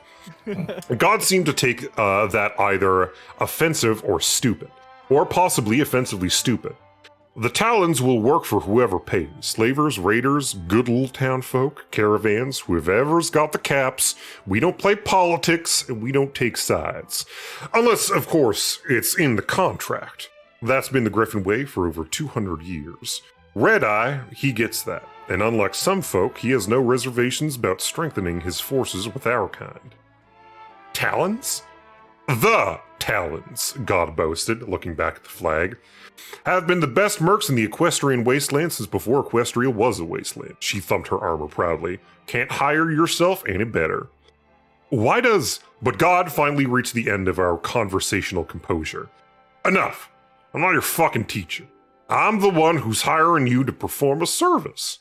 Get it done, and done right, and you can ask me everything you want to as I lead you safely out of here. I looked at my companions. The chore itself shouldn't be too hard. It was, after all, right in my skill set. I'd barely need the magic I barely had. God clicked her talons together again. Oh, one last thing. Why did I know I wasn't going to like this? What? Collateral. God smiled a cold, friendless smile. Not that I don't trust you, but I need to make sure you don't plan to march in here and tell Deadeyes all about our little... Wait, is it Deadeyes or Red Eyes? Whatever. All about our little arrangement. So one of you is staying behind with me. Oh, hell no, Calamity all but growled. Or maybe instead, I suggested reasonably, you could sit on my horn and spin. Okay, that's good. Yeah. That's actually fucking good. God actually smirked at that. She opened her talons in a wave. If you decide you don't want the job, you're free to go. I'll just have the ponies outside open up that door and tell them you're not under my protection anymore. She raised an eyebrow, pretending to give us time to mull over the non-choice. You do the job. This is the way you do it. Okay. Not so attractive, I glared at the griffin. Fine. You can have me. I winced a moment later and clarified. As your prisoner. God contemplated that for less than a moment. No. A razor-sharp talon jabbed the air in Velvet Remedy's direction. She will stay. My mind echoed at Calamity's words. Oh, hell no. I opened my mouth, expecting a stream of profanity working its way to my tongue would shock even a raider. But Velvet Remedy preempted mine. Agreed. What? I turned towards her aghast. Velvet merely nodded. There are ponies here that I might be able to tend to, and your special skills are needed for this undertaking. Wait, God interrupted. Tend to? Oh, don't tell me you're another preacher. Velvet Remedy fixed the griffin with a stare of her own. Maybe you should have asked about me before insisting I stay here with you. Callie Creampuff, did you want to read the next section? Yes! Yes, I would. Yes! Yay! Ugh. All right. Oh, what? I'm sorry, was that a knuckle crack? Because that was a very that was a satisfying knuckle sound. and then a neck crack. Oh, hell my yeah. God. That's some great Foley work. Yeah. Hey, Hey! it's the Pony Show. Horses! Calamity passed me the binoculars and crouched back down behind a formation of boulders lining the hilltop. I took them and looked down into a small, unnatural valley surrounded by ridges. Several rows of tracks cut through the valley, ending at the iron-gated mouth of a fortress. Walls of concrete and barred windows rose up from the ground surrounding a courtyard, most of which was barely visible through a roof of razor wire, although there was a gaping hole in the razor wire towards one side that some pony on a better day could drop boxcars through. The broken remains of a road cut up by multiple concrete barriers terminated at a second gate of thick metal behind the watch of a guard tower. I could see a scarce few ponies walking between it and the towers. Shattered hoof re-educational stockyard. Reforming aberrant morality through hard work and loving care. Oh boy. We had been warned that the surrounding valley had been mined. The road would be a killing zone. And even if it went alone, and even if I went alone using the stealth buck, I doubted I would be able to get through that door. It looked like it only opened from the inside. If we were going to sneak in, there was only one way to go. I looked at Calamity and saw that he had come to the same conclusion. I figure we'll wait till it gets a bit darker, and then I'll fly you in. I nodded. Are you sure your wing's up for it? Calamity stretched out his bandaged wing and gave it a few flaps. Yep, good to go. Take more than a bullet to take me out of the sky. He quickly added, when I'm not pulling an apple cart at least. A shadow passed over his expression as he looked at his bandaged wing. Flying and still had risk. A dark pony-shaped blotch against the sky. Some pony might spot that, particularly if they're on the lookout for griffins. I didn't want to risk Calamity getting shot again, and the stealth book couldn't conceal both of us. I mulled over the problem until an idea struck me. It could help, but I hated asking Calamity to fly on his wounded wing, even if he had just suggested it. Calamity, remember those mattresses back at the grocery? I asked. An hour later, with the clouded sky darkening, Calamity gently circled down towards the huge hole in razor wire above the rock-breaking yard. His 4 legs wrapped around me, and I, in turn, strained my telekinesis to keep the cover sheet from one of the Raider Outpost mattresses flying along beneath us. The mottled, mostly gray of the rectangle camouflaged our shapes against the sky. So it's just a big square. Yeah. Okay, cool. Shattered Hoof had become the home of escaped slaves, many from the train that had been ambushed at Junction R7, who had turned to a life of raiding the local farms. The very idea made my stomach tighten. Having fought to save several captured ponies, risked my life and those of my friends, not to mention the lives of innocent train ponies, to give them freedom, the mere idea that some former slaves would turn to the most vile sorts of barbarianism made my skin want to tear itself off. Damn. Freedom! Scotland forever! Their leader was a pony named Deadeyes, who spoke for a supposedly higher pony whom no one but Deadeyes had ever seen, Mr. Topaz. It was for Mr. Topaz that Deadeyes organized raiding parties out of Shattered Hoof and kept the rock-breaking yards in operation. Inside that fortress, God had told us, secure in Deadeyes' office was a safe. In the safe was a ledger. God wanted it. She didn't say why. Honestly, I had my own reason for wanting to take a look at that. Deftly, Calamity arrowed through the torn section of razor wire and landed us gently on one edge of the yard. You see, he whispered cockily, nothing to it. Not more than a heartbeat later, 2 Shattered Hoof Raiders trotted by. Calamity and I backed into the shadows, and I pulled the mattress cover over us. We held our breaths. Did you hear something? I heard one ask the other. Yeah, my stomach growling. They seemed to pause there for several long seconds. The stench creeping off the fabric began to make my eyes water and my stomach twist in knots. I was afraid I would sneeze or vomit. Finally, I heard their hooves clop away. Tossing the wretched cover aside, I sucked in fresh air. Then Calamity and I slid along the wall. Then Calamity and I slid along the wall to the first door we could find. It was locked, but that didn't last long.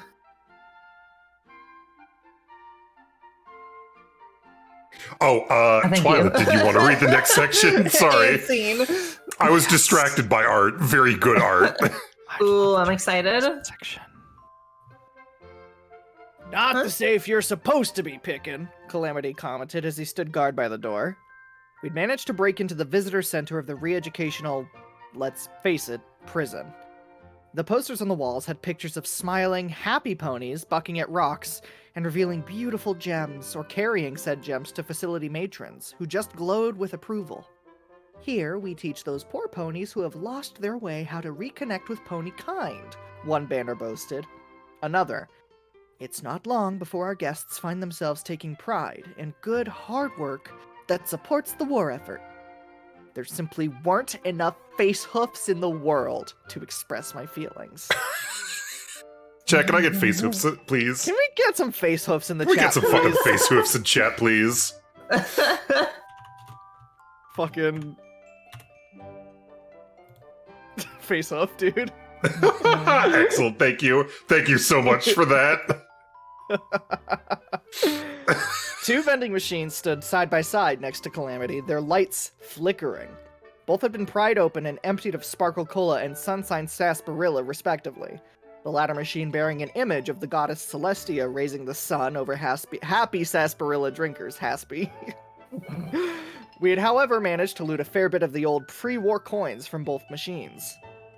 It'll just take a moment, I replied, floating up bobby pin and screwdriver. The safe I was working on was not Deadeye's. It was the storage safe for valuables in the Visitors Center Lost and Found. This part of the building didn't even connect internally to the prison proper. We would have had to brave the yard again and try another door. Calamity shook his head. Honestly, I don't feel right. I don't know why we're doing this. Ain't we helping raiders? I paused. The feeling had occurred to me too. We're doing this because we're not in any condition to fight these people. It would be tough if we were fully rested and healthy. I took a deep breath. Plus, this is a chance to dig a little into what's going on. I don't really care about what's going on in a raider camp, except for how I can put a stop to it. I turned to Calamity and shook my head. No, not just here, everywhere. I was beginning to put together something in my head that I didn't much like. I've been seeing things that might suggest that this isn't situation normal for the equestrian wasteland. My first night outside, I was captured by slavers. They marched right up to a raider bridge expecting to have to pay a toll, and instead, the raiders started shooting. At the time, I just took it as luck, but I don't think so anymore. Calamity gave me a considering look, weighing the ideas I was putting forth. That pseudo-goddess at Old Appaloosa, she was new. The slavers there hadn't seen anything like her before. But some pony named Stern sent that bitch here from Philadelphia to oversee things. And that happened, what, a week or two ago? I returned my focus to the safe. Something's going on out here, and that pony Red Eye is in the center of it. Is it Red Eye or is it Dead Eye? I thought it was Red Eye. I guess it's Dead Eye now. I don't know what's going on. They might be Whatever two it is. different people. Yeah, maybe we're just getting confused. I'm getting horse-based confusion here. Whatever it is, it has been building up for a long time. I searched for the right words. With a mental lightning flash, they came to me. It's like a river in a storm that's just now on the verge of breaking its banks and flooding everything. Like a wheel within a wheel. Calamity sat down, tipping his hat back as he gave that Milady. as he gave that a good pondering. Yo, pondering! I suppose that makes sense. Besides, how often can I say I'm on a mission from... Don't. Calamity nickered. I guess not even once. Okay. My bobby What? pin broke. Slipping out another, I tried again. I had a distinct urge to see the contents of this safe based on one of the last pre-war entries on the visitor's center terminal. The terminal itself had been encrypted so tightly that the Shattered Hoof raiders had never been able to access it. Entry 42. Just got word that Shattered Hoof will be closing down the visitor center portion of this facility. The Ministry of Morale has decreed that the friends and family of ponies who have been determined guilty of sedition or treason will no longer have the right to visit our guests until rehabilitation is deemed complete, for fear that our guests might spread their poison to their loved ones. As such, this is going to be my last entry.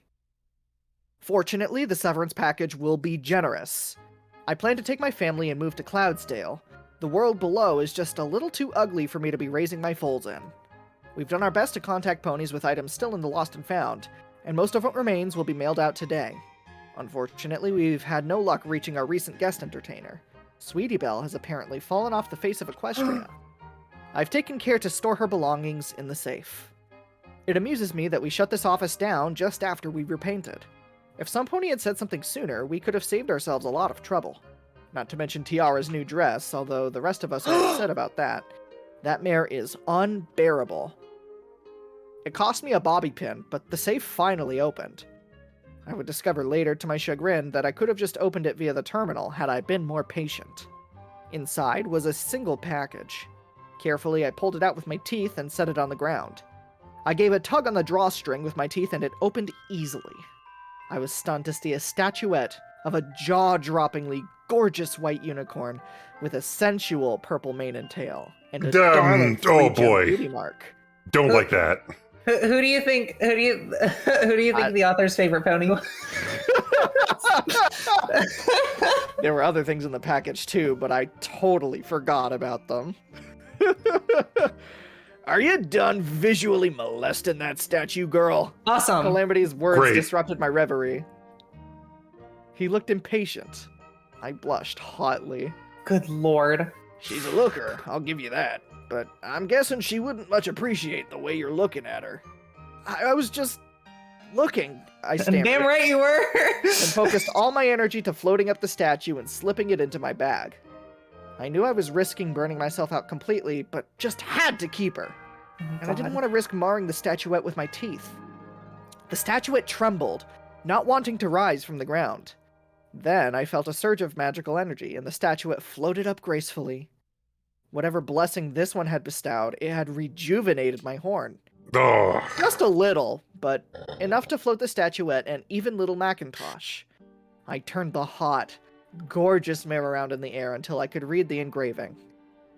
Be unwavering. We get it. You want to Good fuck this lord. amiibo. We get You it. want to fuck the rarity amiibo. Footnote, level up, new Understood. perk, stable shot. Your attacks are smooth, graceful, and precise. You have a higher chance to score a critical hit on an opponent in combat, equivalent to 5 extra points of luck. Hey, real quick, Wow. the written word was a mistake. Yeah, probably. We should return to telling stories around a campfire. Yeah, we should return to the oral tradition. I'm gonna travel back in time and shoot Gutenberg before he makes his printing press. And I'm gonna say I'm sorry, but someone wants to fuck horse amiibos. I mean, I get it.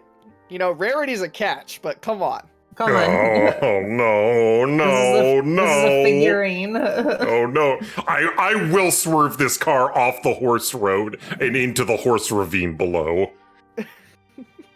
Chapter 11: Factions. Didn't know anyone would willingly walk into this place, not unless they were looking for trouble. Gone. Every pony in Manhattan is just gone. I was talking with my best friend Silver Spoon over terminal chat when the connection went dead. My best friend is dead. Only she's not. Laying dead somewhere. Is she dead or is she not dead? 1 minute she was talking to me, telling me about the concert she went to last night at Hoofbeats. And then she was just gone. Erased. They say the ponies in a few of the ministry's buildings might have survived, but that doesn't sound real. Shatterhoof is more than 2 days' trot from Manhattan, and some of the guards say they could hear the mega spell go off. I can't get over mega spell. It was unnatural, alien, not like a real sound.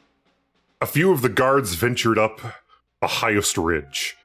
They came back describing a huge pillar of perverted green fire, with strange rainbow sheen wrapped with rings of black smoke, lifting up into the clouds from just over the horizon where Manhattan is supposed to be. Now they're saying Cloudsdale was hit too, and that Equestria's own mega spell have already been cast back at the zebras. Oh no. Will the zebras hit Ponyville? It's so small that they wouldn't. Would they? I've got to warn Mom and Dad. Maybe they can get into the stable at Sweet Apple Acres. Oh please. It's still got to be open. Last week Silver Spoon told me that Stable Tech was filling ponies into the stables around Manhattan. But that was only some sort of test run. Nothing for ponies to panic about. It's not like they knew. They knew! I turned off the log. While it had played, several others had been downloaded into my PipBuck. I had been finding bits of this pony's audio diary scattered all about the guardhouse. I had pulled an earbloom from my armored utility barding and turned it into my PipBuck, allowing me to listen to the recordings in one ear without giving away my position. Calamity returned from scouting ahead, signaling with his tail that the path was clear. Movement through Shadowed Hoof was proving swifter than I had felt we had any right to expect. Our progress was partially due to keeping our hoofprints as small as possible. No lining our saddlebags with items that could be missed. I made an exception for the contents of the lost and found safe, justifying the theft with the reminder that the safe had not been opened since before the mega spell, and so no pony here would be suspicious if it was empty, so long as I closed it and locked it again. But more than that, these ponies didn't seem to consider that the fortress could be infiltrated. They weren't on guard. I'm not a mistress of shadow, but I hardly needed the advanced tutelage from zebra infiltration tactics to slip past the ponies who were being this obvious. I'd skimmed through the book while Calamity was fetching the mattress cover. Calamity wasn't quite as good as had nearly tipped a shattered hoof raider to his presence twice now, but we'd managed to hide each time. I figured once we got back to the train fort of Gowd, I'd pass him zebra infiltration tactics to peruse himself. It's as not if books can only be read once after all. Fallout. The inside of Shattered Hoof proper was a cold, monotonous lull, much like maintenance in the stable too. Check, can I get a big lull?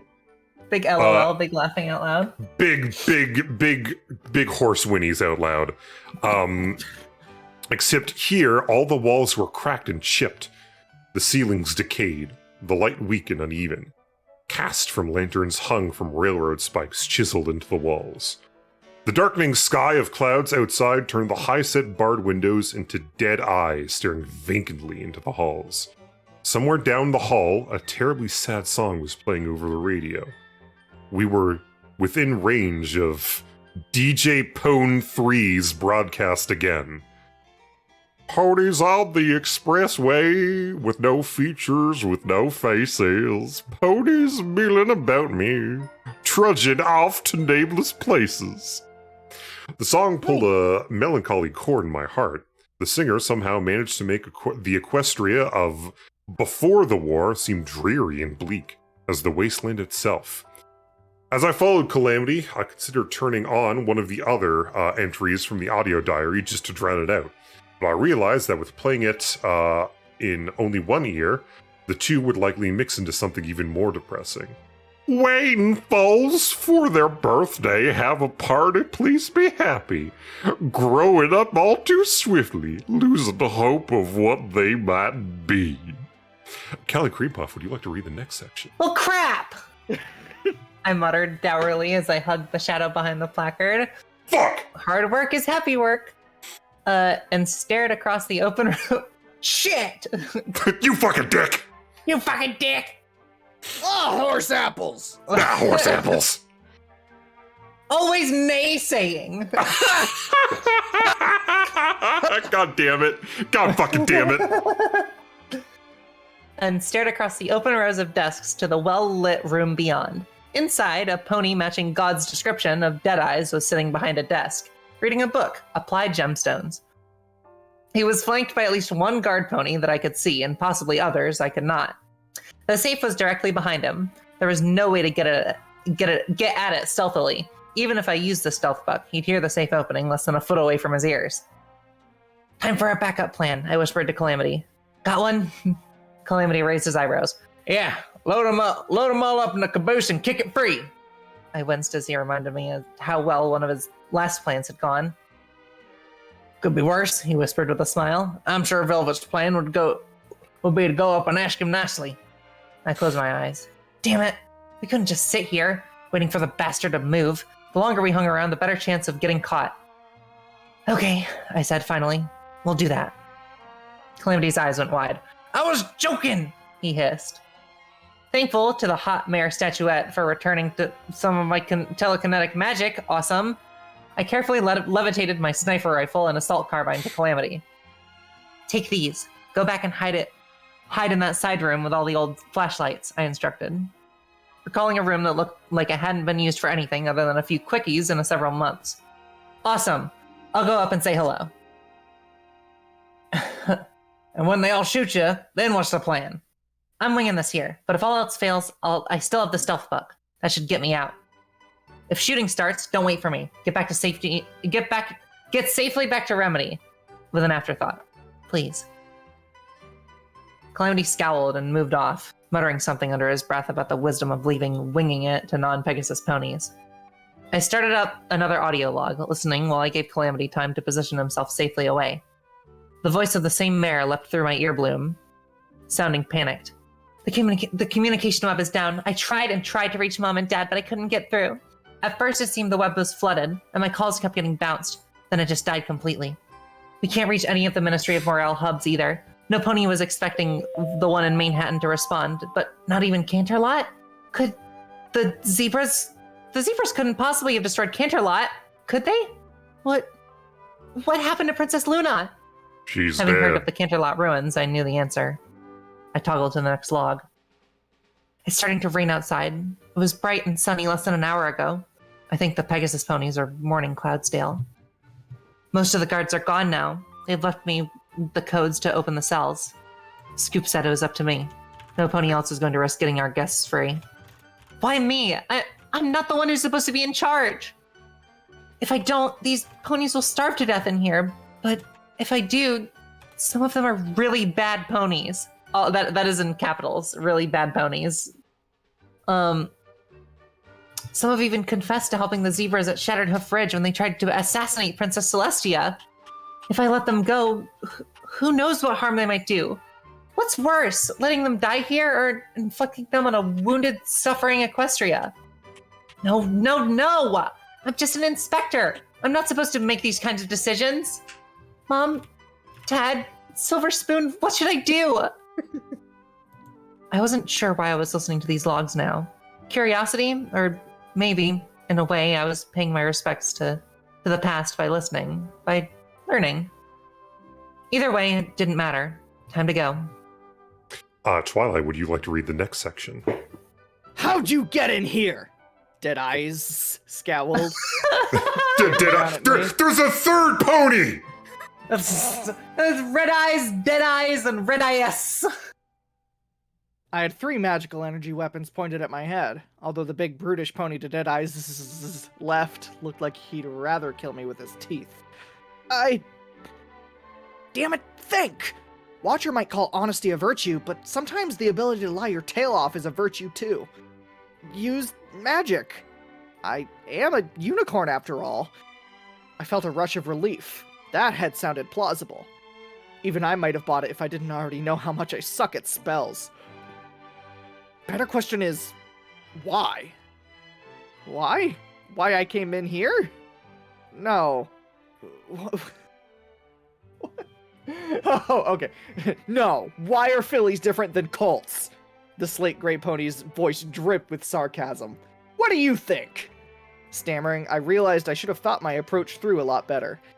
I wanted to... I glanced away, mentally searching for inspiration. Oh my god. Like a fucking cartoon character. My eyes fell on a framed news article, yellowed with age, which featured a faded picture of a pretty unicorn. Sweetie Belle performs patriotism concert at Shattered Hoof. My eyes snapped back to meet Deadeye's own. To join your crew!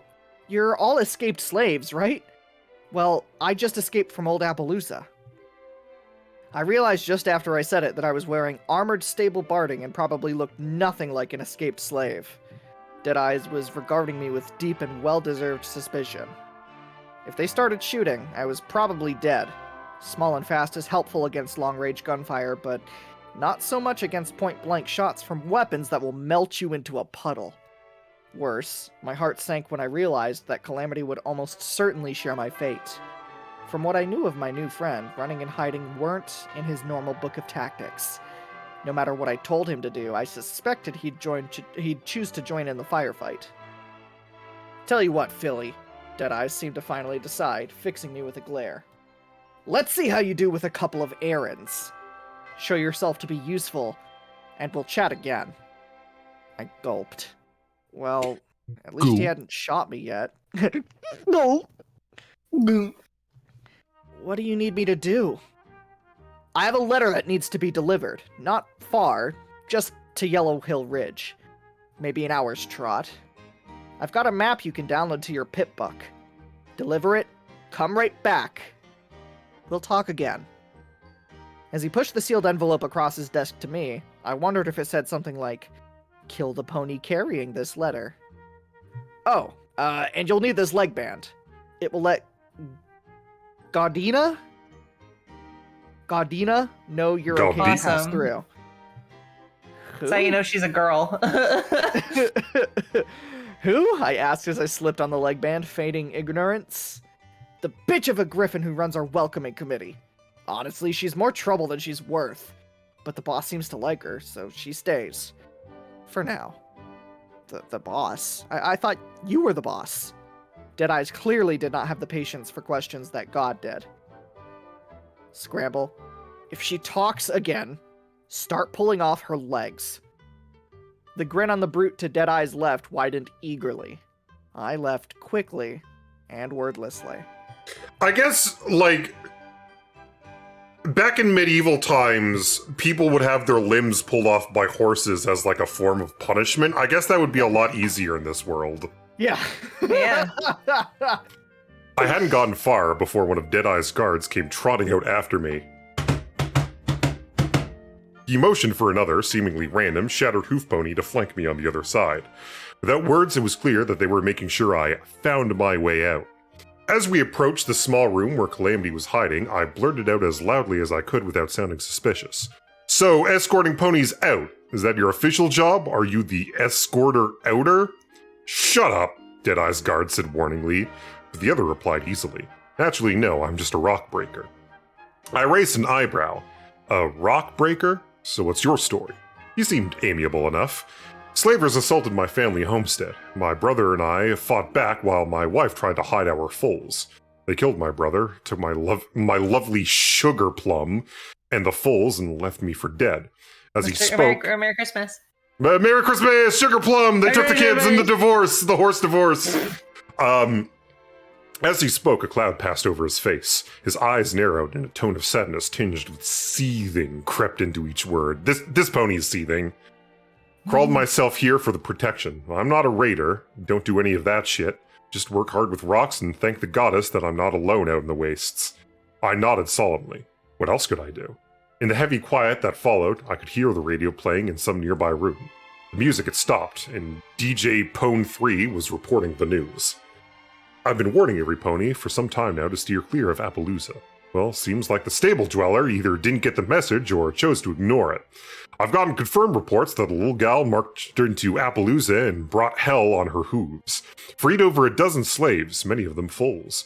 I'm happy to report that they're safe and sound, but there's a bitter note to this song. When a small army of slavers tried to take their captives back, our heroine of the waste sacrificed herself, making sure every pony got away safe. So this next song goes out to you, stable dweller. May Celestia and Luna wrap you in their tails. What?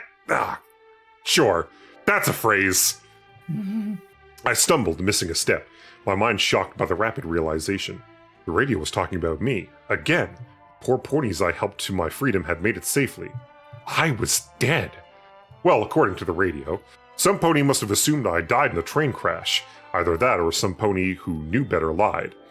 I wanted to stop, go back to hear the rest of it, to kick or shout at the radio to somehow make it repeat everything back from the beginning. Keep moving, Deadeye's guard barked as I momentarily fell behind. I trotted faster to put myself back between them. Looking at the guard, I asked him this time, "What's your story?" With a glare, I won my place here in the annual Stomp the Annoying Unicorn to Death competition. Back to being quiet. It was then. We were taking a slightly different, more direct path back to the yard, and the one Calamity and I had just used. The hall we were passing now had several doorways opening onto a combination of amphitheater and mess hall.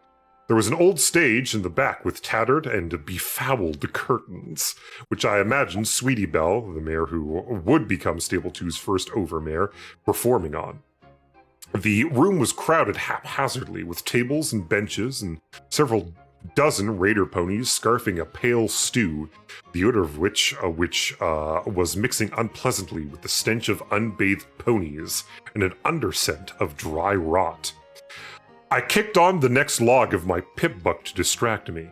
I wasn't fast enough. I should have known better.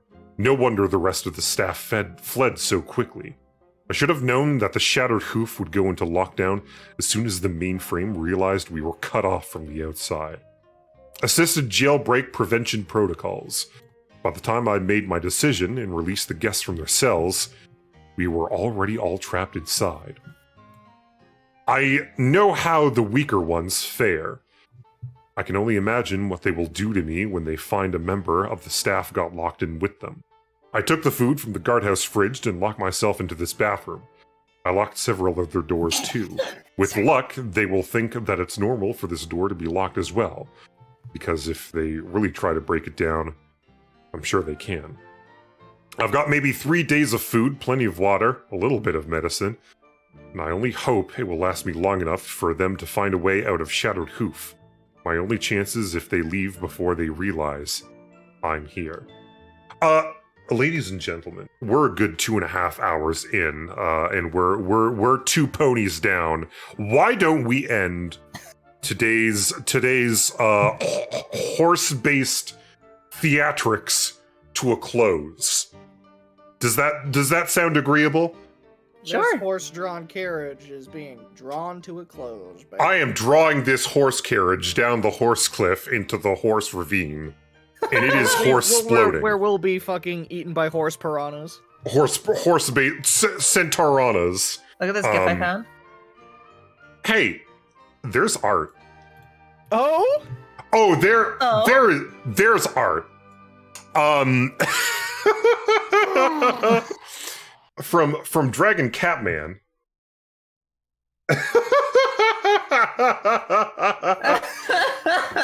Are you seeing this shit, God? That's really fun. Oh, man.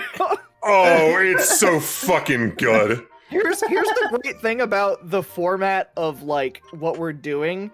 If any pony wanted, they could read ahead of us and prepare fan art in advance. Yeah. This is true. If you had the biggest brain imaginable, or were cursed like Sisyphus to roll the boulder uphill, of course you don't have to do that because you should, protect your sanity.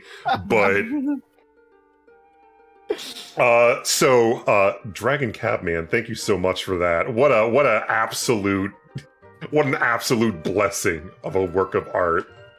And I have commissioned Silver Skull's art to draw me big. Hold on. Big. Let me shrink this down a bit. To draw me on the cover of Ride on Time. And boy howdy, Bro. did it turn out fucking great. Bro. So, That's fucking awesome. Thank you so much for that. I've been meaning to commission them for a while now.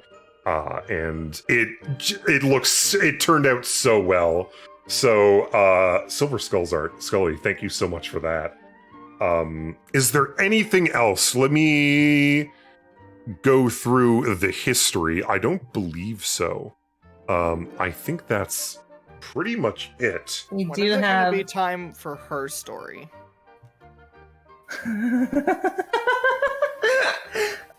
We have another piece of art also.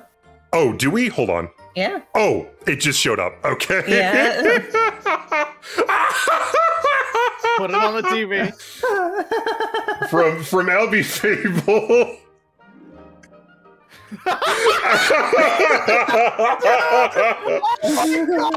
Oh my fucking god. That is fucking awesome!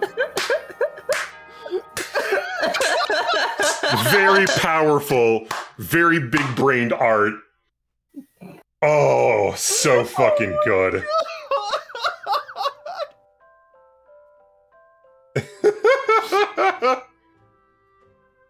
Bro, this image just made my day. What a fucking great piece of art.